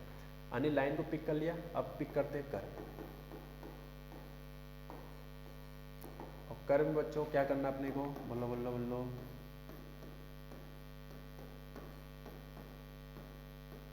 अब देखो, इसमें 2 डिग्री है तो इसमें कुछ नहीं करना है, इसमें भी 2 डिग्री है, इसमें कुछ नहीं करना है, लेकिन यहाँ पे 1 डिग्री, यहाँ पे 1 डिग्री है। तो इसीलिए अपने को 1 जो है कहाँ कहाँ जाएगा? 1 कहाँ कहाँ जाएगा? यहाँ पे शायद 3y² है, चलो कोई बात नहीं। तो यहाँ पे एक 1 जाएगा और प्लस 4y × 1, एक 1 यहाँ जाएगा, ये है। और इस 1 की जगह पे इसको हम लोग सब्स्टिट्यूट कर देंगे। ठीक है, चलिए। तो कितना हो जाएगा? 3x²। देख लिया कि इस पर्टिकुलर केस में जहाँ जहाँ 2 डिग्री कमी थी वहाँ मैंने 1 1 से मल्टीप्लाई करके और लाइन से 1 किलो लिखा कर सब्स्टिट्यूट कर दिया। अब इसमें कुछ नहीं करना है, x² कोऑप्शन को कलेक्ट करना है और xy कोऑप्शन कलेक्ट करना है। तो आप देख सकते हो कि x² कोऑप्शन अगर हम कलेक्ट करें ये कुछ इस तरह से आएगा। ठीक, फिर हम बात करें xy की कलेक्शन का, तो आई थिंक जो xy कोऑप्शन आएगा कुछ इस तरह से, माइनस का 2m और प्लस का 4m प्लस y² का जो कोऑप्शन आएगा यहाँ से 3 और एक बार यहाँ बनेगा प्लस का 4m, दिस इज y²। ठीक है, कई बच्चे हो सकता है कि थोड़ा सा एक स्टेप आगे बढ़ा लें, नो डाउट आप कर सकते हो, वो भी सही होगा। ठीक है, मैंने एक साथ कर दिया टाइम बचाने के लिए। अब कहा गया है कि ये जो प्रोसेस हमने फॉलो किया इससे किसका इक्वेशन है? तो गाइज ये इक्वेशन किसका है? पहले आप इतना आई थिंक लिख लो, ज़्यादा बेटर रहेगा। तो ये आंसर आया किसका? कंबाइन इक्वेशन है, कंबाइन इक्वेशन है ओ ए एंड ओ बी का। देखो यार, जरूरी नहीं है कि आपको हर सवाल में यहाँ पे ए बी ही दिखेगा, यहाँ पे पी क्यू भी हो सकता है, आर एस भी हो सकता है। सिर्फ ये समझना है कि उसको ज्वाइन करने वाला जो इनका मिलने वाला पॉइंट हो वो सिर्फ ओरिजिन होना चाहिए, तभी इस प्रोसेस को फॉलो करना है, वरना कभी नहीं करना है। अगर यहाँ पे 1,0 -1,3 होता तो हम इस प्रोसेस से नहीं लगा सकते। ये मेथड तभी लगेगा जब यहाँ पे ओरिजिन होना चाहिए, सिर्फ ओरिजिन के केस में, बाकी कहीं नहीं लगा। ठीक है, चलो तो अब हम बात करते हैं कि कंबाइन इक्वेशन। अब ओ और ओ भी तो आ गया। अब क्वेश्चंस में इनकी इच्छा है एक चीज़ कि यार ये जो लाइन है ना ओ और ओ बी, वो 90 डिग्री बनाते हैं। तो अब याद करो ये होमोजीनियस इक्वेशन है, कैसे 2D कर्व है, 2 1 1 2 2। और होमोजीनियस इक्वेशंस हो चाहे नॉन होमोजीनियस इक्वेशन, अगर वो आपस में परपेंडिकुलर होना है, क्या होना चाहते हो, परपेंडिकुलर होना है, तो यहाँ पे आपको tan थीटा, क्या tan theta is equal to जो भी फॉर्मूला पढ़ाया गया था, तो वो तो सबके लिए था। लेकिन हमारे क्वेश्चन में कहा गया साफ साफ परपेंडिकुलर है। इसका मतलब है कि a प्लस बी बराबर 0 होना चाहिए। a क्या था बच्चों, एक्स स्क्वायर कोएफिशिएंट, b क्या था, y square coefficient, and that is 0। So now OA perpendicular to OB, यानी कि A plus b is equal to 0। A क्या होता है बच्चों, एक्स स्क्वायर कोएफिशिएंट, B होता है वाई स्क्वायर कोएफिशिएंट, तो हो जाएगा 3 - 2l plus 3 plus 4l is equal to 0। So guys -2l plus 4l is equal to -6। ठीक, ओके। अब अगर आप ध्यान से देखो क्वेश्चन में ये प्रूव करना है अपने को कि ये जो लाइन हमने लेट किया था Lx प्लस My बराबर 1, वो एक फिक्स पॉइंट से पास होता है। तो अगर आप ध्यान देखो -6 से जैसे डिवाइड करेंगे तो ये आएगा 1/3। ठीक, ये आएगा I think -2/3 and this is 1। और हमने गिवन लेट क्या किया था, I mean to say let कौन सा लाइन किया था, Lx plus My is equal to 1। मैंने एक सवाल कराया था फैमिली ऑफ लाइंस जब पढ़ाया था प्रीवियस लेक्चर में, इस तरह मैंने एग्जांपल दिया था जिसमें शायद 2a b - c AP में था, कुछ इस तरह कॉन्सेप्ट के क्वेश्चंस थे। तो मैंने कहा था कि दोनों में कंपेयर कर लो तब जब कांस्टेंट के टर्म सेम हो। तो देखो इधर भी 1 इधर भी 1 है। यही रीज़न था कि मैंने यहाँ से -6 से डिवाइड कर दिया ताकि यहाँ 1 बन जाए, क्योंकि जो हमने लाइन लेट किया है उस लाइन में यहाँ पे 1 था। तो अब इन दोनों को देख के बताओ ये किससे पक्का पास हो रहा है, तो कोएफिशिएंट कंपेयर कर लो। तो x की वैल्यू 1/3 और y की वैल्यू कितना है, -2/3।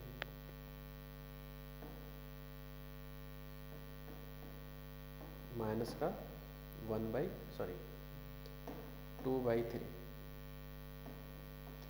तो यही आपको प्रूव करना था। एक बार क्वेश्चन समझ लेते हैं क्या कहना चाह रहा है। इनका कहना है कि consider all card of curve this subtending 90 degree at the origin, prove that all such card. तो देखो ये कार्ड तो वेरिएबल है, लेकिन चाहे जितना चेंज हो LM की वैल्यू रखने से ये गारंटी है कि एक फिक्स पॉइंट से पास होगा, क्योंकि एक ऐसा रिलेशन बन गया है जिसको देखकर हम ये बता पा रहे हैं। ठीक है, तो pass to fix point, find coordinate of that fix point. तो ये फिक्स पॉइंट के कोऑर्डिनेट है ये, क्योंकि आपसे कोऑर्डिनेट भी पूछा है। ठीक है, तो इस सवाल के साथ साथ और भी मल्टीपल क्वेश्चंस बनते हैं। इसके लिए ज़्यादा प्रीवियस ईयर क्वेश्चंस असाइनमेंट वगैरह लगाओ, जो डाउट आता है आप उसको पूछ सकते हो। ठीक है, तो ठीक है, पेयर ऑफ लाइंस यहाँ पे ख़त्म होता है। अब हम लोग कुछ टॉपिक ऐसे होते हैं जो सवाल बहुत समय पहले आते थे, अब नहीं आ रहे। किस तरह के कि origin shifted, axis rotation, like that, इस तरह के सवाल बहुत समय पहले आते हैं, अब नहीं पूछे जा रहे, तो मैं उसको पढ़ा नहीं रहा। ठीक है, तो यानी कि हम लोग नेक्स्ट लेक्चर में पढ़ेंगे सर्किल से स्टार्ट होगा, यानी कोऑर्डिनेट का स्ट्रेट लाइन वाला पार्ट फिनिश होता है। ठीक, चलिए मिलते हैं नेक्स्ट वीडियो में। Thanks for watching.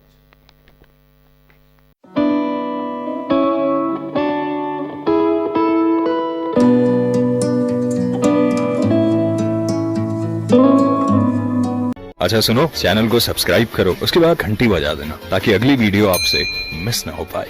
Thank you.